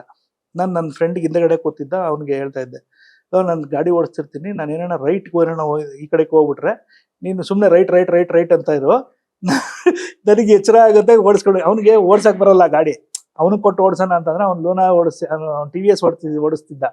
ಈ ಗೇರ್ ಗಾಡಿ ಗೊತ್ತಿರ್ಲಿಲ್ಲ ಅವನಿಗೆ, ಆಯ್ತಾ. ಅವನಿಗೂ ಓಡ್ಸಕ್ ಬರಲ್ಲ, ಅನಿವಾರ್ಯ ನಾವು ಸಿಟಿಗೆ ಬರಲೇಬೇಕು ಬೇಗ, ಆಯ್ತಾ. ಫೋಟೋಸ್ ಎಲ್ಲ ಕೊಡ್ಬೇಕು, ಅವಾಗೆಲ್ಲ ನೆಗೆಟಿವ್ ಅಲ್ವಾ, ಮತ್ ನಾವು ಹೋಗಿ ಡೆವಲಪ್ ಮಾಡಿ ಪ್ರಿಂಟ್ ಹಾಕ್ಸಿ ಕೊಡೋ ಅಷ್ಟ್ರಲ್ಲಿ ಟೈಮ್ ಆಗ್ಬಿಡುತ್ತೆ ಅಂತ ಅಂದ್ಬಿಟ್ಟು ಹೋಗ್ಲೇಬೇಕಾಗಿರೋಂಥ ಅನಿವಾರ್ಯತೆ ಬಂತು. ಹೇಳ್ತಾ ಇದ್ದೀನಿ, ಅವನು ಏನ್ ಮಾಡ್ಬಿಟ್ಟ, ರೈಟ್ ಅಂತ ಹೇಳು ಅಂತಂದ್ರೆ ನಾನು ಸ್ವಲ್ಪ ನಿದ್ದೆ ಮಾಡ್ಕೊತ ಹಿಂಗೇನ್ ಕಣ್ಮುಚ್ಬೇಕು, ಹಿಂದೆಗಡೆ ಅವನು ಕಣ್ಮುಚ್ಬಿಟ್ಟವನೆ. ಅವನು ಕಣ್ಮುಚ್ಬಿಟ್ಟು ಮುಂದೆಗಡೆ ಪಾಪ ಅವ್ನು ಯಾರೋ ಎತ್ತು ಕರ್ಕೊಂಡು ಹೋಗ್ತಿದ್ದ. ಅವನು ಸದ್ಯ ನಿಧಾನಕ್ಕೆ ಹೋಗಿ ಗುದ್ಬಿಟ್ಟು ಹಿಂಗ್ ಬಿದ್ಬಿಟ್ಟು ನನಗಿಲ್ಲಿ ಹಣೆಗೇಟ್ ಆಗ್ಬಿಡ್ತು. ಹಣೆಗೇಟ್ ಆಗೋಯ್ತು, ರಕ್ತ ಬರಕ್ ಶುರು ಆಯ್ತು. ಏನೋ ಮಾಡೋದು, ಹಿಂಗೆ ಆಗೋಯ್ತು ಅಂತ ಅಂದ್ಬಿಟ್ಟು ಊರ್ಗ ವಾಪಸ್ ಹೋದ್ರೆ ಮರ್ಯಾದೆ ಹೊಟ್ಟೈತೈತೆ, ಹಿಂಗೆಲ್ಲ ಏನೋ ಬಿದ್ದು ಏನೋ ಏಟ್ ಮಾಡ್ಕೊಂಡೆಲ್ಲ ಬಂದವ್ರೆ ಅಂತ ಅಂದ್ಬಿಟ್ಟು ಅಂತ ನಾವೇನ್ಬಿಟ್ಟು ಸುಮ್ನೆ ಒಂದ್ ಸೀನ್ ಕ್ರಿಯೇಟ್ ಮಾಡಿಸ್ದ. ಫೋನ್ ಮಾಡ್ಬಿಟ್ಟು ನ್ಯೂಸ್ ಕೊಡುವಾಗ ಆ ಗಲಾಟೆನಲ್ಲಿ ನಮಗೂ ಕಲ್ಲೇಟ್ ಬಿತ್ತು ಅಂತ, ಲಾಠಿ ಚಾರ್ಜಲ್ಲಿ ನಮಗೂ ಕಲ್ಲೇಟ್ ಬಿತ್ತು ಅಂತ ಹಿಂಗ್ ಮಾಡ್ಬಿಟ್ಟು ಅವನು ಹಂಗೆ ಹೇಳ್ಬಿಟ್ಟ. ಅದೇನಾಯ್ತು, ಪೇಪರಲ್ಲಿ ನ್ಯೂಸು ಆಗೋಯ್ತದು ಅದೇ ತರನೇ. ನಾವು ಸುಮ್ನೆ ಇರ್ಲಿ ಬಿಡು, ಹಿಂಗೇನು ಒಂದ್ ಸುದ್ದಿನಾದ್ರೂ ಆಗುತ್ತಲ್ಲ, ನಾವು ಹೋಗಿದ್ದು ಅನ್ನೋದಕ್ಕೆ ಒಂದು ಎವಿಡೆನ್ಸ್ ಬೇಡವಾ ಅಂತ ಅಂದ್ಬಿಟ್ಟು ನಾವು ಸುಮ್ಮನೆ ಆಗ್ಬಿಟ್ಟು ಸುದ್ದಿ ಆಗೋಯ್ತು. ಈ ತರ ಎಲ್ಲ ಇನ್ಸಿಡೆಂಟ್ಗಳು. ಅಂದ್ರೆ ನಾಗಪ್ಪನ ಡೆತ್ದ್ದು. ಇದಾದ್ಮೇಲೆ ವೀರಪ್ಪಂದು ಇನ್ನೊಂದು ಸ್ಟೋರಿ ಇದೆ. ವೀರಪ್ಪಂದು ಡೆತ್ ಅಂದ್ರೆ ರಾತ್ರಿ ಅವತ್ತು ನನ್ನ birthday, actually October 18th. Veerappan death day is my birthday, ಆಯ್ತಾ. ನಾವು ಇಲ್ಲಿ ಪಾರ್ಟಿಗೆ ಅಂತ ಅಂದ್ಬಿಟ್ಟು ಎಲ್ಲ ರೆಡಿ ಮಾಡ್ಕೊತಾ ಇದ್ದು. ಸಡನ್ಲಿ ಫೋನ್ ಬಂತು ನಮ್ಮ ಎಡಿಟರ್ದು, ಹಿಂಗೆ ರೀ ಅಲ್ಲಿ ಇದ್ರ ಹತ್ರ ಹೋಗ್ಬೇಕು, ವೀರಪ್ಪನ ಹೊಡೆದಾಕಿದಾರಂತೆ ಅಂತ. ಹೌದಾ ಸರ್ ಅಂತ ಅಷ್ಟೇ. ಆಮೇಲೆ ಶಶಿ ಕಾಂಟ್ಯಾಕ್ಟ್ ಮಾಡಿ ಅಂತ ನಮ್ಮ ರಿಪೋರ್ಟರ್ ಶಶಿ ಇದ್ರು, ಅವ್ರಿಗೋಗಿ ಕಾಂಟ್ಯಾಕ್ಟ್ ಮಾಡೋದು. ಇಲ್ಲಿಂದ ಹೊರಡೋವಾಗ ಏನಾಗೋಯ್ತು ಅಂತಂದ್ರೆ ಒಂದ್ ಸ್ವಲ್ಪ ಲೇಟ್ ಆಗೋಯ್ತು. ಅಂದ್ರೆ ನಮ್ ಕ್ಯಾಬ್ ಯಾವ್ದು ಸಿಗ್ಲಿಲ್ಲ. ಕ್ಯಾಬ್ ಎಲ್ಲ ನಮ್ಗೆ ಇಲ್ಲ, ಪ್ರೈವೇಟ್ ಯಾವ್ದೋ ಇದು ನೋಡ್ಬೇಕಾಗಿತ್ತು. ಅಷ್ಟು ಅಂದ್ರೆ 12 ಗಂಟೆ ರಾತ್ರಿ ಅನ್ಸುತ್ತೆ ಅದು, ಆಯ್ತಾ. ಯಾವ್ದೋ ಗಾಂಧಿ ಸ್ಕ್ವೇರ್ ಅಲ್ಲಿ ಕ್ಯಾಬ್ಗಳು ಜಾಸ್ತಿ ನಿಂತ್ಕೋತಿದ್ದು ಅವಾಗ. ಗಾಂಧಿ ಸ್ಕ್ವೇರ್ಗೆ ಹೋಗ್ಬಿಟ್ಟು ಅವ್ರ ಹತ್ರ ಮಾತುಕತೆ ಆಡ್ಕೊಂಡು ಅಲ್ಲಿಂದ ನಾವು ಎಲ್ಲಿಗೆ ಗೋಪಿನಾಥಮ್ಗೆ ಹೋಗ್ಬೇಕಾಗಿದ್ದು. ನಮ್ಗೆ ಫಸ್ಟ್ ಈ ಒಂದು ಎನ್ಕೌಂಟರ್ ಆಗಿ ಇದಾಯ್ತಲ್ಲ, ಆ ಜಾಗಕ್ಕೆ ಹೋಗ್ಬೇಕಾಯ್ತು. ಆಂಬುಲೆನ್ಸ್ ಅಲ್ಲಿ ಇವ್ರದ್ದು ಶೂಟ್ ಔಟ್ ಆಗಿದ್ದು. ಇಲ್ಲಿಂದ ಏನೋ ಹೊಟ್ಟೋಗಿ ಅಲ್ಲಿ ತಲುಪೋ ಅಷ್ಟರಲ್ಲಿ ಆಲ್ರೆಡಿ ಒಂದು ಬ್ಯಾಚ್ ಬೆಂಗಳೂರಿಂದ ಎಲ್ಲ ಬಂದು ಎಲ್ಲ ಫೋಟೋಗ್ರಫಿ ಎಲ್ಲ ಮಾಡ್ಬಿಟ್ಟಿದ್ರು. ನಾವು ಹೋಗಿ ಫೋಟೋಗ್ರಫಿಗೆ ಅಂತ ಮಾಡಕ್ಕೆ ಅಂತ ಹೋದಾಗ ಆ ವೀರಪ್ಪನ್ ಬಾಡಿ ಅಂದ್ರೆ ಸತ್ತೋಗಿರೋದು ಬಾಡಿ ಎಲ್ಲ ಸಿಕ್ತು, ಎಲ್ಲ ಇದಾಯ್ತು. ಇದಕ್ಕಿಂತ ಮುಂಚೆ ಏನಾಯ್ತು ಅಂತಂದ್ರೆ ನಾವು ಇದ್ರ ಸ್ಪಾಟ್ಗೆ ಹೋಗಿದ್ದು, ಯಾವುದು ಆಂಬುಲೆನ್ಸ್ ಸೀನ್ ನಡೀತಲ್ಲ, ಆ ಆಂಬುಲೆನ್ಸ್ ಸೀನ್ ಅಲ್ಲಿ ಏನು ಅಂತಂದ್ರೆ ತೆಗಿಯಕ್ ಬಿಡ್ತಾ ಇರ್ಲಿಲ್ಲ ಫೋಟೋಸ್ನ. ಅದು ತಮಿಳ್ನಾಡು STF ತಮಿಳ್ನಾಡಿನಲ್ಲಿರೋದು. ಮತ್ತೆ ಅವ್ರ ಕಾರ್ಯಾಚರಣೆ ಎಲ್ಲ ಪ್ಯೂರ್ಲಿ ಅವ್ರು ಮಾಡಿದ್ದು, ಅಂದ್ರೆ ಜಂಟಿ ಕಾರ್ಯಾಚರಣೆ ಅಂತಾನೆ ಹೇಳಿದ್ದು. ಆದ್ರೆ ನಡೆದಿದ್ದು ಅಲ್ಲಿ ಇದ್ದಿದ್ದವರೆಲ್ಲ ತಮಿಳ್ನಾಡು STFನವರು, ತಮಿಳ್ನಾಡು ಟೀಮೇ ಇದ್ದಿದ್ದು. ತೆಗಿಬೇಡಿ ಅನ್ನಕ್ ಶುರು ಮಾಡ್ಬಿಟ್ರು ಅವರು. ನಾವೇನ್ ಮಾಡೋದು, ಇನ್ನು ಅಲ್ಲಿಂದ ಬಂದಿದ್ದೀನಿ ತೆಗಿದೇ ಇದ್ರೆ ಹೆಂಗೆ ಅಂತ. ಆಗ್ತಾನೆ ಡಿಜಿಟಲ್ ಕ್ಯಾಮ್ರಾಗಳು ಇಂಟ್ರೊಡ್ಯೂಸ್ ಆಗಿತ್ತು. ಚಿಕ್ಕದೊಂದು ನನ್ನ ಹತ್ರ ಕೊಡಾಕ್ದು ಒಂದು ಡಿಜಿಟಲ್ ಕ್ಯಾಮ್ರಾ ಇತ್ತು. ಆ ಕ್ಯಾಮ್ರಾದಲ್ಲಿ ಏನ್ ಮಾಡ್ದ, ಔಸ್ಕೊಂಡೆಲ್ಲ ಹಿಂಗ್ ಸುಮ್ನೆ ಅಲ್ಲೇ ಅದ್ರಲ್ಲಿ ಏನ್ ಫ್ಲಾಶ್ ಆಗಲ್ವಲ್ಲ, ಸುಮ್ನೆ ಹಿಂಗ್ ಇಟ್ಕೊಂಡು ಹಿಂಗ್ ಇದ್ ಮಾಡ್ಕೊಳ್ಳೋದು, ಹಿಂಗೆ ತೆಗೆದ್ಬಿಟ್ಟು ಎಲ್ಲ ಪೂರ್ತಿ ಅವತ್ತಿದ್ದು ಅಲ್ಲಿ ಸೀನ್ ಎಲ್ಲ ತೆಕ್ಕಬಿಟ್ಟೆ. ಅದಾದ್ಮೇಲೆ ಅವ್ರೇನ್ ಪರ್ಮಿಷನ್ ಕೊಟ್ಟರು ಪರವಾಗಿಲ್ಲ, ಕೊಡದೇ ಇದ್ರು ಪರವಾಗಿಲ್ಲ ಅಂತ ಅಂದ್ಬಿಟ್ಟು ಅಲ್ಲಿಂದ ರೈಟ್ ಹೇಳ್ದ. ಆದ್ರೆ ಆ ಸೀನ್ ಅಲ್ಲಿ ಹೆಂಗಿತ್ತು ಅಂತಂದ್ರೆ ಈ ಕ್ರಿಯೇಷನ್ ತರ ಇತ್ತು ಅದು ಒಂಥರ. ಇವ್ರು ಏನೇ ಹೇಳ್ಬೋದು, ಆದ್ರೆ ಅದು ವೀರಪ್ಪನ ಹೊಡೆದಾಕಿರೋಂಥ ಸೀನ್ ಕ್ರಿಯೇಟೆಡ್ ತರ ಇತ್ತು. ಅಂದ್ರೆ ಆದ್ರೂ ಅವನು ಸಾಯಿಸ್ಬೇಕು ಅಂತ ಅಂದ್ಬಿಟ್ಟು ತುಂಬಾ ಸಾಯಿಸ್ಲೇಬೇಕು ಅಂತ ಅಂದ್ಬಿಟ್ಟು ತಮಿಳ್ನಾಡು ಇವ್ರುಗಳು ತುಂಬಾ ಜಿದ್ದಿತ್ತು ಅವ್ರ ಮೇಲೆ. ಅಂದ್ರೆ STFನವ್ರಿಗೆ ತುಂಬಾ ಆಟ ಆಡಿಸ್ಬಿಟ್ಟಿದ್ದ, ಆಮೇಲೆ ಸುಮಾರು ಜನದ ಕೊಲೆಗಳು ಮಾಡ್ಬಿಟ್ಟಿದ್ದ, ಆಮೇಲೆ STFನವ್ರು ಹೊಡೆದಾಕ್ಬಿಟ್ಟಿದ್ದ ಅಂತ ಅನ್ನೋದು ತುಂಬಾ ಇತ್ತು.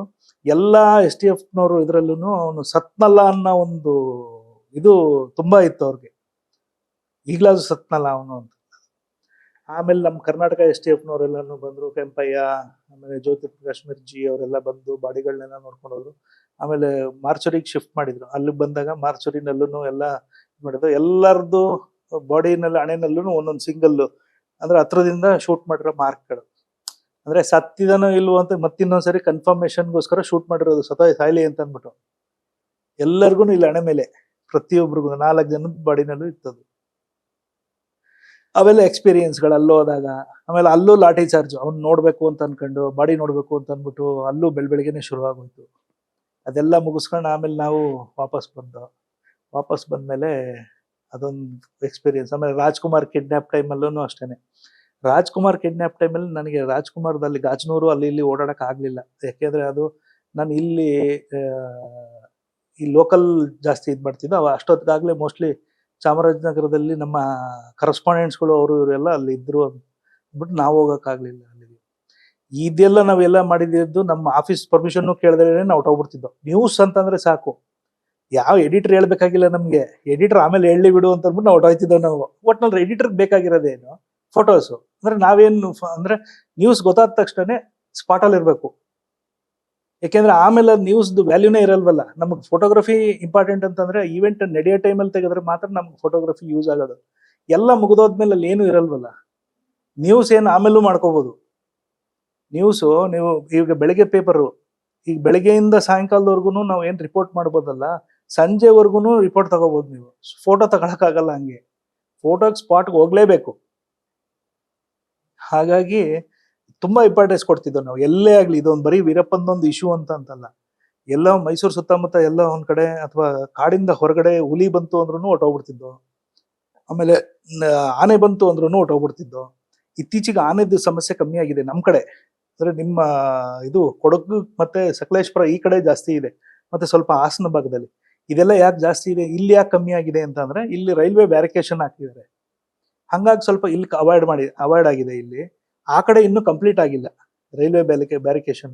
ಈಗೇನೋ ಸರ್ಕಾರ ಏನೋ ಅದಕ್ಕೇನೋ ಸ್ಯಾಂಕ್ಷನ್ ಮಾಡಿ ಅಲ್ಲೂ ಮುಂದುವರಿಸಿ ಅಂತ ಅಂದ್ಬಿಟ್ಟು ಮ್ಯಾನೇಜ್ಮೆಂಟ್ ಕಾನ್ಫ್ಲಿಕ್ಟ್ ಅಲ್ಲಿ ಜಾಸ್ತಿ ಆಗಿ ಈಗೆಲ್ಲ ಪೇಪರಲ್ಲಿ ಸುದ್ದಿ ಆಗಿ ಎಲ್ಲ ಮಾಡಿದ್ಮೇಲೆ ಈಗ ಅಲ್ಲೂ ಮಾಡಿ ಅಂತ ಅಂದ್ಬಿಟ್ಟು ಕಂಟಿನ್ಯೂಷನ್ ಮಾಡಿ ಅಂತ ಹೇಳಿದ್ದಾರೆ. ಅದಾದ್ಮೇಲೆ ಹುಲಿ ಇದ್ರದ್ದು ಆನೆ ಸಮಸ್ಯೆ ಏನೋ ಮುಗಿದೋಗ್ಬಿಡುತ್ತೆ. ಆದ್ರೆ ಟೈಗರ್ ಸಮಸ್ಯೆ ಹಂಗಲ್ಲ. ಟೈಗರ್ದು ಯಾಕೆಂದ್ರೆ ನಾವು ಮನುಷ್ಯರು ಅಂದ್ರೆ ಜನಸಂಖ್ಯೆ ಜಾಸ್ತಿ ಆಗ್ತಾ ನಾವು ಲೇಔಟ್ಗಳನ್ನ ಜಾಸ್ತಿ ಮಾಡ್ತಾ ಹೋಗ್ತಾ ಇದೀವಿ, ನಮ್ಮ ಲಿವಿಂಗ್ ಸ್ಪೇಸ್ ಜಾಸ್ತಿ ಮಾಡ್ತಾ ಹೋಗ್ತಿದೀವಿ. ಈಗ ಟೈಗರ್ ಪಾಪ್ಯುಲೇಷನ್ ಜಾಸ್ತಿ ಆದಾಗ ಅದ್ರದ್ದು ಲಿವಿಂಗ್ ಪ್ಲೇಸ್ ಅಷ್ಟೇ.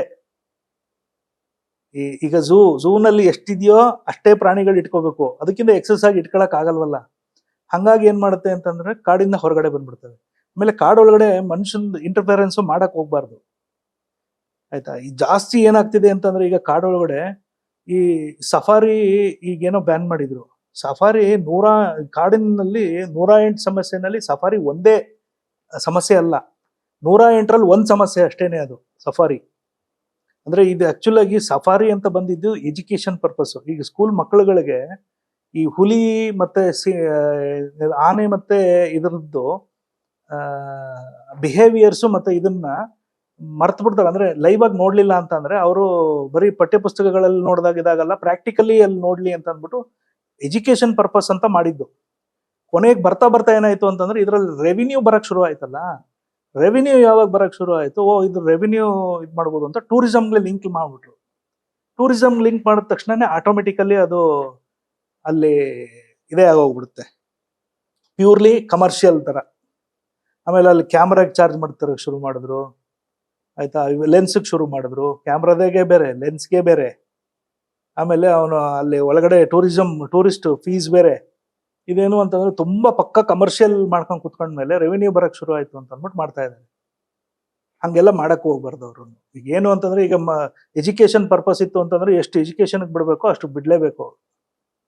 ಈಗ ಇವರು ಈ ತರ ಟೂರಿಂಗ್ಗೆ ಜಾಸ್ತಿ ಮಾಡ್ಕೊಂಡು ಕುತ್ಕೊಂಡ್ರೆ ಅಲ್ಲಿ ಒಳಗಡೆ ಇರೋಂಥ ಹ್ಯಾಬಿಟೇಟ್ ಲಾಸ್ ಆಗುತ್ತೆ. ಅದು ಇವ್ರು ಏನು ಒಂದು 15-20 ಕಿಲೋಮೀಟರ್ ಒಳಗಡೆನೆ ಟೂರಿಸಂ ಝೋನ್ ಮಾಡ್ಕೊಂಡಿರ್ಬೋದು ಅದನ್ನ. ಆದ್ರೆ ಆ ಹುಲಿ ಬರೋ ತರ ಮಾಡ್ಕೊಂಡಿರೋದು ಇವರು. ನ್ಯಾಚುರಲ್ ಪಾಯಿಂಟ್ಸ್ಗಳು ಎಲ್ಲೂ ಇಲ್ಲ. ಈ ಬೇಸಿಗೆನಲ್ಲಿ ಇವರು ಟೆಂಪ್ರವರಿಯಾಗಿ ಹಾಕ್ತಾರೆ ಅಲ್ಲಿಗೆ ನೀರ್ನ. ಸೋಲಾರ್ ಮತ್ತೆ ಈ ಬೋರ್ವೆಲ್ ತೋಡ್ಬಿಟ್ಟು ಆ ನೀರು ಅಲ್ಲಿ ನೀರು ಇರಂಗ್ ಮಾಡ್ತಾರೆ. ಆಟೋಮೆಟಿಕಲಿ ನೀರು ಮತ್ತೆ ಇದು ಫುಡ್ಡು ಹುಲಿಗೆ ಸಿಕ್ತು ಅಂತಂದ್ರೆ ಯಾಕೆ ಬೇರೆ ಕಡೆ ಹೋಗುತ್ತದು? ಈಗ ಎಲ್ಲೋ ಒಳಗಡೆ ಎಲ್ಲೋ ಬರಡಾಗ್ಬಿಟ್ಟಿರ್ತೈತೆ ಕಾಡು ಒಳಗಡೆ. ಅಲ್ಲಿರೋ ಹುಲಿ ಇಲ್ಲಿಗೆ ಬರೋದು, ನೀರಿದೆ ಇಲ್ಲಿ ಅಂತ. ನೀರಿದ್ರೆ ಜಿಂಕೆ ಬರುತ್ತೆ, ನೀರಿದ್ರೆ ಕಡಿಮೆ ಬರುತ್ತೆ, ನೀರಿದ್ರೆ ಕಡಿಮೆ ಬರುತ್ತೆ. ಈ ಮೂರು ಇದ್ರೆ ಹುಲಿ ಬರುತ್ತೆ. ಈ ಕಾನ್ಸೆಪ್ಟ್ ಅಲ್ಲಿ ಏನು ಅಂತಂದ್ರೆ ಎಲ್ಲ ಸೈಂಟಿಫಿಕ್ ರೀಸನ್ ಬೇರೆ ತರ ಕೊಡಕ್ ಹೋಗ್ತಾರೆ, ಆಯ್ತಾ. ಏನು ಅಂತಂದ್ರೆ ಒಳಗಡೆ ಈ JCBಗಳು ಮತ್ತೆ ಈ ಟಿಪ್ಪರ್ಗಳೆಲ್ಲ ಹೋಗಕ್ ಶುರು ಮಾಡಿದ್ದಾರೆ ಇತ್ತೀಚೆಗೆ. ನಾನೊಂದು 2001 ನೋಡ್ತಾ ಇದ್ದೀನಿ. JCB ಒಳಗಡೆ ಅಲೋ ಇಲ್ಲ. NTCA ರೂಲ್ಸ್ ಪ್ರಕಾರ ಒಳಗಡೆ JCB ಅಲೋ ಇಲ್ಲ. JCB ಯಾಕೆ ತಗೊಂಡು ಹೋಗ್ತಾರೆ ಇವರು?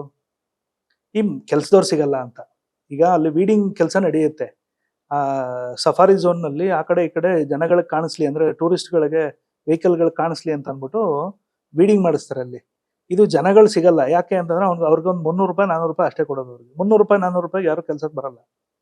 ಇವತ್ತೇನಿದ್ರು 500 ರೂಪಾಯಿ ಬೇರೆ ಇದಲ್ಲ. ಅದು ಕಾಫಿ ತೋಟಗಳು, ನಿಮ್ ಇದ್ರ ಕಡೆ ಕಾಫಿ ತೋಟಗಳು ಇರುತ್ತಲ್ಲ, ಈ ಕಾಫಿ ತೋಟದವ್ರು ಏನ್ ಮಾಡ್ತಿದ್ರು ಅಂತಂದ್ರೆ 500 ರೂಪಾಯಿ ಕೊಟ್ಟು ಜೊತೆಗೆ ಅವ್ರಿಗೆ ಒಂದು ಊಟದ ಪ್ಯಾಕೆಟ್ ಮತ್ತೆ ಒಂದು ಇದರದ್ದು ಡ್ರಿಂಕ್ಸ್ ಕೊಟ್ಬಿಡೋರು. ಈ ಏನಾಯ್ತು ಅಂದ್ರೆ ಇಲ್ಲಿಂದ ನಾಗರೋಳೆಯಿಂದ ಶುರು ಆಯ್ತು ಅದು. ಅಂದ್ರೆ ಕೆಲ್ಸದವ್ರು ಯಾರು ಕಾಡ್ಗೆ ಹೋಗ್ತಾ ಇಲ್ಲ, ಎಲ್ಲ ಕಾಫಿ ತೋಟಕ್ಕೆ ಹೋಗ್ತಾ ಇದಾರೆ ಅಂತ. ಯಾವಾಗ ಇಲ್ಲಿ ಕಾಫಿ ತೋಟಕ್ಕೆ ಹೋಗೋಕೆ ಶುರು ಮಾಡ್ತು, ಅಲ್ಲಿ ಇವ್ರು ಸಿಗ್ಲಿಲ್ಲ. ಅವ್ರು ಅನಿವಾರ್ಯವಾಗಿ ಏನ್ ಮಾಡಿದ್ರು, JCB ಮೇಲೆ ಡಿಪೆಂಡ್ ಆದ್ರು. ಯಾರು? ಡಿಪಾರ್ಟ್ಮೆಂಟ್ ಅವರು. JCB ಒಂದು ಡಿಪೆಂಡ್ ಆದ್ಮೇಲೆ ಇನ್ನೊಂದು ಏನ್ ಮಾಡಿದ್ರು, 2-3 ಕಾರಣ ತಗೊಂಡ್ರು. ಯಾವುದು? ಲೆಂಟನ ಸಮಸ್ಯೆ ಆಗಿದೆ, ಸೆನ್ನ ಸಮಸ್ಯೆ ಆಗಿದೆ ಅಂತ. ಹೌದು, ಲೆಂಟನ ಮತ್ತೆ ಸೆನ್ನ ಸಮಸ್ಯೆನೆ. ಈಗ ನೇಚರ್ ಏನು ಅಂತಂದ್ರೆ ಹುಲಿ ಸಂಖ್ಯೆ ಜಾಸ್ತಿ ಆಗಿದೆಯೋ ಕಮ್ಮಿ ಆಗಿದೆಯೋ? ಜಾಸ್ತಿ ಆಗಿರೋದಕ್ಕೆ ತಾನೇ ಇವೆಲ್ಲ ಹಿಡ್ದಿದ್ದೀವ್ರು. ಜಾಸ್ತಿ ಆಗ್ಬಿಟ್ಟು ಹೊರಗಡೆ ಓವರ್ಫ್ಲೋ ಆಗ್ತಿದೆ ಅಂತ. ಈಗ ಲೆಂಟನ ಇರೋದ್ರಿಂದ ಸೆನ್ನ ಇರೋದ್ರಿಂದ ಅದೇ ಪಾಪ್ಯುಲೇಷನ್ ಕಮ್ಮಿ ಮಾಡ್ಕೋತಿತ್ತಾ? ಲೆಂಟನ ಈ ಹುಲಿಗಳಿಗೆ ಇದ್ ಮಾಡಕ್ಕಾಗಲ್ಲ ಅಂತ, ಏನದು ಹಂಟ್ ಮಾಡಕ್ಕಾಗಲ್ಲ ಹುಲಿಗಳಿಗಾಗ್ಲಿ ಅಥವಾ ಇವಕ್ಕೆ ಜಿಂಕೆಗಳಿಗೆ ಓಡಕ್ಕಾಗಲ್ಲ ತಪ್ಪಿಸ್ಕೊಂಡು ಅಂತ ಅಂದ್ಬಿಟ್ಟು ಇದನ್ನ ತೆಗಿಬೇಕು ಅಂತ ಇವ್ರು ಸೈಂಟಿಫಿಕ್ ರೀಸನ್ ಕೊಡೋದು ಒಂದ್ ಕಡೆಯಿಂದ. ಇದನ್ನ ಕೊಟ್ಬಿಟ್ಟು ಈಗ ಅವಕ್ಕೆ ಇವರೇ ಪಾಪ್ಯುಲೇಷನ್ ಜಾಸ್ತಿ ಮಾಡೋದಂತೆ ಇವರೇ ಎಲ್ಲ ಹಿಡಿದು ಒಳಗಡೆ ಬೋನ್ಗೆ ಹಾಕೋದು. ಇದು ಆಗ್ಬಾರ್ದು ಅಷ್ಟೇನೆ. ಒಳಗಡೆ JCB ಮತ್ತೆ ಇದರದ್ದು ಲೆಂಟನ ಮತ್ತೆ ಸೆನ್ನ ಅಂತ ಇದನ್ನ ತೆಗಿಯೋದಕ್ಕೆ 108 ಯಾವುದು JCBಗಳು ಹೋಗಿದಾವೆ, 108 ಲಾರಿಗಳು ಹೋಗಿದಾವೆ, ಲೋಡ್ ಗಟ್ಲೆ ಲಾರಿಗಳು. ಆ 108 ಲೋಡ್ ಗಟ್ಲೆ ಹೋಗೋದಲ್ದಲೇನೆ ಒಂದು 10-15 ಜನಗಳಂತೂ ಒಳಗಡೆ ಹೋಗ್ತಾರ. ಒಳಗಡೆ ಲೋಡಿಂಗ್ ಅನ್ಲೋಡಿಂಗ್ ಹೋಗಿರೋರು ಬೆಳಗ್ಗೆಯಿಂದ ಸಾಯಂಕಾಲದವರೆಗೂ ಅಲ್ಲೇ ಇರ್ತಾರೆ. ಈ ಬೆಳಗ್ಗೆಯಿಂದ ಸಾಯಂಕಾಲದವರೆಗೂ ಸುಮ್ಮನೆ ಇರ್ತಾರ, ಅವ್ರಿಗೆ ಊಟ ತಿಂಡಿ ಅಲ್ಲೇ ಬರುತ್ತೆ. ಅದಾದ್ಮೇಲೆ ಅವರು ಬೇರೆ ಯಾವುದೋ ನೇಚರ್ ಕಾಲ್ಸ್ಗಳು ಅಲ್ಲೇ ಮಾಡ್ತಾರೆ. ಈಗ ಅಲ್ಲೇ ನೇಚರ್ ಕಾಲ್ಸು ಇದು ಎಲ್ಲ ಮಾಡಿದಾಗ ಅಲ್ಲಿ ಯಾವ್ದೋ ಒಂದು ಹುಲಿ ಸೆಟ್ಲ್ ಆಗಿತ್ತು ಅಂತ ಅನ್ಕೊಳ್ಳಿ, ಆಗೆಲ್ಲ ಹೊಟ್ಟೋಗಿದೆ. ಇವ್ರು ಬಂದ್ರು, ಡಿಸ್ಟರ್ಬ್ ಆಯ್ತು, ಆ ಹುಲಿ ಎಲ್ಲ ಹೊಟ್ಟೋಗಿದೆ. ಅದು ಮತ್ತೆ ವಾಪಸ್ ಬಂದಾಗ ಅದು ಇವ್ರದ್ದು ಸೆಂಟ್ ಮಾರ್ಕಿಂಗ್ ಎಲ್ಲ ಇರ್ತಾವಲ್ಲ, ಅದೆಲ್ಲ ಹ್ಯೂಮನ್ ಹ್ಯಾಬಿಟೇಟ್ ಇದು ಅಂತ ಅಂದ್ಬಿಟ್ಟು ಅದೇ ಎಲ್ಲ ಹೊರಗಡೆ ಹೋಗ್ಬಿಟ್ಟು ಎಲ್ಲ ಹೊರಗಡೆ ಬರಕ್ ಶುರು ಮಾಡ್ದೋ. ಈಗ ಅಂದ್ರೆ ಇಲ್ಲಿ ರಿಸರ್ವ್ ಆಯ್ತು, ಅಲ್ಲಿ ಬಂತು. ಅಲ್ಲಿ ಬಂದಿರೋದು ಏನಾಯ್ತು ಅಂತಂದ್ರೆ ಈ ಒಂದು 10-15 ಬಂದೋ ಹೊರಗಡೆಗೆ, ಇದ್ರಲ್ಲಿ ಏನಾಯ್ತು ಅಂದ್ರೆ ಇದು ಯಾವ್ದೋ ಒಂದು ಮ್ಯಾನ್ ಕಿಲ್ಲರ್ ಆಗಿತ್ತು ಅಷ್ಟೇ. ಅಂದ್ರೆ ಮ್ಯಾನ್ ಕಿಲ್ಲರು ಅಲ್ಲ, ಅದು ಅಟ್ಯಾಕ್ ಮಾಡಿದಾಗ ಸತ್ತೋಗಿರೋದು ಆಯ್ತಾ. ಆಮೇಲೆ ಬಾಡಿನೂ ಅಷ್ಟೇನೆ, ಬಾಡಿ ಯಾವ್ದು ಹುಲಿನೇ ತಿನ್ಬೇಕು ಅಂತ ಏನಿಲ್ಲ, ನಾಯಿಗಳು ತಿಂತವೆ, ಆಮೇಲೆ ಇದು ಬೇರೆ ಬೇರೆ ಪ್ರಾಣಿಗಳೆಲ್ಲ ತಿಂತವೆ, ಆಮೇಲೆ ಹಂದಿ ತಿನ್ನುತ್ತೆ. ಮನುಷ್ಯನ ಬಾಡಿ ಆಗ್ಲಿ ಅಥವಾ ಯಾವುದೇ ಒಂದು ಸತ್ತಿರ ಅಂತ ಇದನ್ನ ಕಾಡಲ್ಲಿ ಎಲ್ಲಾ ಬೇರೆ ಬೇರೆ ಸ್ಪೀಶೀಸ್ಗಳನ್ನು ತಿಂತವೆ. ಹಂಗಾಗಿ ಇದನ್ನ ಟೈಗರ್ನ ಮ್ಯಾನಿಟರ್ ಅನ್ನಂತ ಶುರು ಮಾಡ್ಬಿಟ್ರು. ಮ್ಯಾನಿಟರ್ ಅಲ್ಲಿ ಅಂತಂದ್ರೆ ಎಲ್ಲೂ ನಿಮ್ಗೆ ನಿದರ್ಶನನೇ ಇಲ್ಲ ಮ್ಯಾನಿಟರ್ ಅಂತ ಅಂದ್ಬಿಟ್ಟು. NTCA ನಲ್ಲೂ ಅವರು ಓಪನ್ ಆಗಿ ಹೇಳಿಲ್ಲ, ಅವರು ಮನುಷ್ಯನ ತಿನ್ನುತ್ತೆ ಹುಲಿ ಅಂತ ಅಂದ್ಬಿಟ್ಟು, ಆದ್ರೂ ಕೊಡ್ತಾರೆ. ಈಗ ನಾವು ಏನು ಅಂತಂದ್ರೆ ಈಗ ಪ್ರಾಣಿಗಳಿಗೆ ಎಷ್ಟು ಜೀವಸಕ್ ಹಕ್ಕಿದೆಯೋ ಮನುಷ್ಯನಿಗೂ ಅಷ್ಟೇ ಐತಿ. ಯಾಕೆ ಅದು ಪ್ರಾಣಿಗಳಿಗೆ ಅಷ್ಟೊಂದು ಇಂಪಾರ್ಟೆನ್ಸೇ ಕೊಡಲ್ಲ, ಎಲ್ಲ 1% ಕೊಡ್ತಾರೆ ಅಷ್ಟೇನೆ. ಹಂಗಾಗಿ ಪ್ರಾಣಿಗಳಿಗೂ ಅದೇ ಅಷ್ಟೇ ಹಕ್ಕಿದೆ ಅಂತ. ಸರ್, ಕಾವೇರಿ ಚಳುವಳಿಯಲ್ಲಿ ಕಾವೇರಿ ನೀರಿಗೋಸ್ಕರ ಎಷ್ಟೊಂದ್ ಜನ ಹೋರಾಟ ಮಾಡಿದ್ರು, ಎಷ್ಟೊಂದ್ ಜನರು ಪ್ರಾಣ ಕಳ್ಕೊಂಡ್ರು.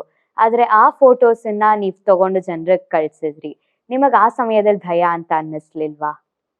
ಇಲ್ಲ, ನಾನು ಕೆಲಸ ಮಾಡುವಾಗ ತುಂಬಾ ಹುಷಾರಾಗಿ ಮಾಡ್ಕೊಂಡೇ ಮಾಡ್ತಿದ್ದಿದ್ದು. ಅದೇ ಹೇಳಿದ್ನಲ್ಲ ಅವಾಗ್ಲೇ, ಎಲ್ಲಿ ಥ್ರೆಟ್ ಇರುತ್ತೆ ಅಲ್ಲಿ ತುಂಬಾ ನಾವು ಕೇರ್ಫುಲ್ ಆಗಿರ್ಬೇಕು. ಯಾಕಂದ್ರೆ ನಮಗೂ ಫ್ಯಾಮಿಲಿ ಇರುತ್ತೆ ಆಯ್ತಾ. ಹಂಗಾಗಿ ಅದನ್ನು ಯೋಚನೆ ಮಾಡ್ಕೊಂಡೇ ನಾವೆಲ್ಲ ಮಾಡ್ಬೇಕಾಗತ್ತೆ. ಅಂದ್ರೆ ನಾವು ಎಲ್ಲೂ ಅಂದ್ರೆ ಸೆನ್ಸ್ ಇರ್ಬೇಕಷ್ಟೇನೆ. ಇಲ್ಲಿ ಏನೋ ಗಲಾಟೆ ಆದಾಗ ಎಲ್ಲಿಂದನೋ ಕಲ್ ಬೀಳುತ್ತೆ ಅಂತ ಅಂದ್ಬಿಟ್ಟು. ನಿಮ್ಗೆ ಎಲ್ಲದಕ್ಕಿಂತ ಕಾವೇರಿ ಗಲಾಟೆನಲ್ಲಿ ಏನಾಯ್ತು ಅಂತಂದ್ರೆ, ಈ ಇದ್ರ ಹತ್ರ ಕಾವೇರಿ ನೀರ್ ಬಿಟ್ಬಿಟ್ಟಿದ್ರು, ಡ್ಯಾಮ್ ಎದುರುಗಡೆನೆ ಒಂದು ಗಲಾಟೆ ಆಯ್ತು. ಗಲಾಟೆ ಆದ ತಕ್ಷಣ ಏನಾಗೋಯ್ತು ಅಂತಂದ್ರೆ, ಆ ಕಡೆಯಿಂದ ಇವರು ಒಳಗಡೆ ನುಗ್ಗಕ್ಕೆ ಅಂತ ಹೋದ್ರು, ಪೊಲೀಸ್ನವ್ರು ಅವಾಯ್ಡ್ ಮಾಡ್ಬಿಟ್ಟು ಕಲ್ಲು ಹೊಡಿಯಕ್ ಶುರು ಮಾಡ್ಬಿಟ್ರು. ಆ ಕಡೆಯಿಂದ ರೈತರೆಲ್ಲ ಕಲ್ಲು ಹೊಡಿಯಕ್ ಶುರು ಮಾಡ್ಬಿಟ್ರು, ಈ ಕಡೆಯಿಂದ ಪೊಲೀಸ್ನವರು ಲಾಠಿ ಚಾರ್ಜ್ ಶುರು ಮಾಡ್ಬಿಟ್ರು. ಈ ಪಾತ್ರದಲ್ಲಿ ಏನಾಗುತ್ತೆ ಅಂತಂದ್ರೆ, ನಾವು ರೈತರ ಪರವಾಗಿರ್ಬೇಕಾಗುತ್ತೆ, ಅಲ್ಲಿ ಪೊಲೀಸ್ ಅವ್ರ ಹತ್ರ ಇರಕ್ಕೆ ಆಗಲ್ಲ. ಯಾಕೆಂದ್ರೆ ಪೊಲೀಸ್ ಅವ್ರ ಹತ್ರ ಹೋಯ್ತು ಅಂತಂದ್ರೆ ನಮಗೂ ಸೇರ್ಸ್ಕೊಂಡು ಹೊಡಿತಾರೆ ಅವರು. ಹಾಗಾಗಿ ಈ ತರ ಎಲ್ಲ ಸಿಚುವೇಶನ್ ಎಲ್ಲ ಎದುರಿಸ್ಕೊಂಡು ನಮ್ಗೇನ್ ಭಯ ಅಂತಂದ್ರೆ ಎಲ್ಲಿ ಬಿದ್ಬಿಡುತ್ತೋ ಅಂತ ಅನ್ನೋದು ಇರುತ್ತೆ ಒಂದ್ ಸಣ್ಣದಾಗಿ. ಆದ್ರೆ ಎಲ್ಲೂ ಅಷ್ಟು ಇದಾಗಿಲ್ಲ. ಆದ್ರೆ ಒಂದೇ ಒಂದು ಇನ್ಸಿಡೆಂಟ್ ಅಲ್ಲಿ ನನಗೆ ಕಲ್ಲೇಟು ಬಿದ್ದಿದ್ದಿಲ್ಲಿ. ಒಂದು ಇನ್ಸಿಡೆಂಟ್ ಯಾವುದು ಅಂತಂದ್ರೆ, ಇಲ್ಲಿ ಕ್ಯಾಟ್ಮರಳ್ಳಿದ್ದು ಗಲಾಟೆ ಆಯ್ತಲ್ಲ, ಈ ಗಲಾಟೆ ಟೈಮಲ್ಲಿ ಏನಾಯ್ತು ಅಂದ್ರೆ, ಫೌಂಟೈನ್ ಸರ್ಕಲ್ ಅಲ್ಲಿ ಒಂದು ಪ್ರೊಟೆಸ್ಟ್ ಮಾಡಿದ್ರು. ಅದು ಪ್ರೊಟೆಸ್ಟ್ ಆಗುತ್ತೆ ಅನ್ನೋದನ್ನೇ ಡೌಟ್ ಇತ್ತು.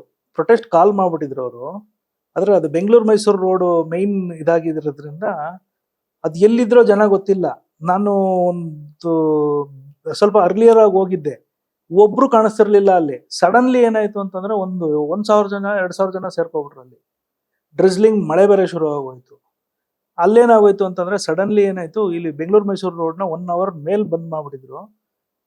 ಇವರು 1 ಅವರ್ ಮೇಲ್ ಬಂದ್ ಮಾಡಂಗಿಲ್ಲ, ಇವ್ರನ್ನ ಕಳಿಸ್ಲೇಬೇಕು ಅದನ್ನ ಆಯ್ತಾ. ಜೈಲ್ ಬರೋ ಅಂತಾನು ಏನೋ ಮಾಡ್ತಿದ್ದವ್ರು ಇದು. ತಕ್ಷಣ ಏನಾಗೋಯ್ತು ಅಂತಂದ್ರೆ, ಇಲ್ಲಿ DCP ಇದ್ದವರು ಲಾಠಿ ಶುರು ಮಾಡ್ಬಿಡಿ, ಇಲ್ಲಾಂದ್ರೆ ನೀವು ಹೊರಡಿ, ಇಲ್ಲ ಅಂತಂದ್ರೆ ಲಾಠಿ ಚಾರ್ಜ್ ಶುರು ಮಾಡ್ಬೇಕಾಗತ್ತೆ ಅಂತ ವಾರ್ನ್ ಮಾಡಿದ್ರು. ವಾರ್ನಿಂಗ್ಗೂ ಅವ್ರು ಇದ್ ಮಾಡ್ಲಿಲ್ಲ. ಕೊನೆಗೆ ಏನ್ ಮಾಡಿದ್ರು, ಮುಂದೆಗಡೆ ಲೇಡೀಸ್ ಇದ್ರಲ್ಲ, ಲೇಡೀಸ್ ಅವ್ರನ್ನೆಲ್ಲ ಫಸ್ಟ್ ಅರೆಸ್ಟ್ ಮಾಡ್ಬಿಟ್ಟು ಎಳ್ಕೊಂಡು ಹೋಗೋಕ್ ಶುರು ಮಾಡಿದ್ರು. ಲೇಡಿ ಪೊಲೀಸ್ನವರೆಲ್ಲ ಬಂದು, RAFನವರು ಅವ್ರು ಯಾರು ಇದ್ರು, ಎಳ್ಕೊಂಡು ಹೋದ್ರು. ಇವ್ರನ್ನ ಲೇಡೀಸ್ನ ಎಳ್ಕೊಂಡು ಹೋಗಿ ಈ ಕಡೆಯಿಂದ ಲಾಠಿ ಚಾರ್ಜ್ ಶುರು ಮಾಡಿದ ತಕ್ಷಣ ಏನಾಗೋಯ್ತು, 1,000 ಜನ 2,000 ಜನ ಇದ್ರಲ್ಲ, ಒಬ್ರ ಮೇಲೆ ಒಬ್ರು ಬಿದ್ದೋದ್ರು ಅಲ್ಲಿ. ಇವ್ರು ಪೊಲೀಸ್ನವ್ರು ಹೊಡೆಯಕ್ ಶುರು ಮಾಡಿದ ತಕ್ಷಣ ಹಿಂದೆ ಇದ್ದವ್ರು ಓಡೋದವ್ರು ಏನ್ ಮಾಡ್ಬಿಟ್ರು, ತಲೆಗೊಂದೊಂದು ಕಲ್ ತಗೊಂಡ್ಬಿಟ್ರು ಅಲ್ಲಿಂದ. ಹೆಂಗ್ ಎಸೆದ್ರು ಅಂತಂದ್ರೆ, ಈಗ ಅವ್ರ ಕಡೆಯವ್ರಿಗೂ ಬಿದ್ದಿದೆ, ಮತ್ತೆ ನಮಗೂ ಬಿದ್ದಿದೆ, ಪೊಲೀಸ್ನವ್ರಿಗೂ ಬಿದ್ದಿದೆ. ಆ ತರ ಕಲ್ಗಳು ಬಂದಿದ್ದು. ಅದ್ರಲ್ಲಿ ಸಡನ್ಲಿ ನಾನು ತೆಗಿಯುವಾಗ ಇಲ್ಲಿ ಬಂದು ತಲೆಗೆ ಬಿದ್ದ್ಬಿಡ್ತು. ಡ್ರಿಸ್ಲಿಂಗ್ ಮಳೆ ಬೇರೆ, ಆಮೇಲೆ ಬ್ಲೀಡಿಂಗ್ ಆಗಕ್ ಶುರು ಆಗ್ಬಿಟ್ಟು ಏನಾಯ್ತು, ಅದು ಕಣ್ಣು ಒಳಗಡೆ ಹೋಗಕ್ ಶುರು ಆಯ್ತು. ಈ ಸಾಲ್ಟಿ ಇರುತ್ತೆ ಬ್ಲಡ್, ನನ್ಗೆ ಕಣ್ ಬಿಡಕ್ ಆಯ್ತಾ ಇಲ್ಲ. ನಾನು ಹಂಗಿದ್ರು ತೆಗಿತಾ ಇದೀನಿ ಒಂದ್ ಕಣ್ಣಲ್ಲಿ.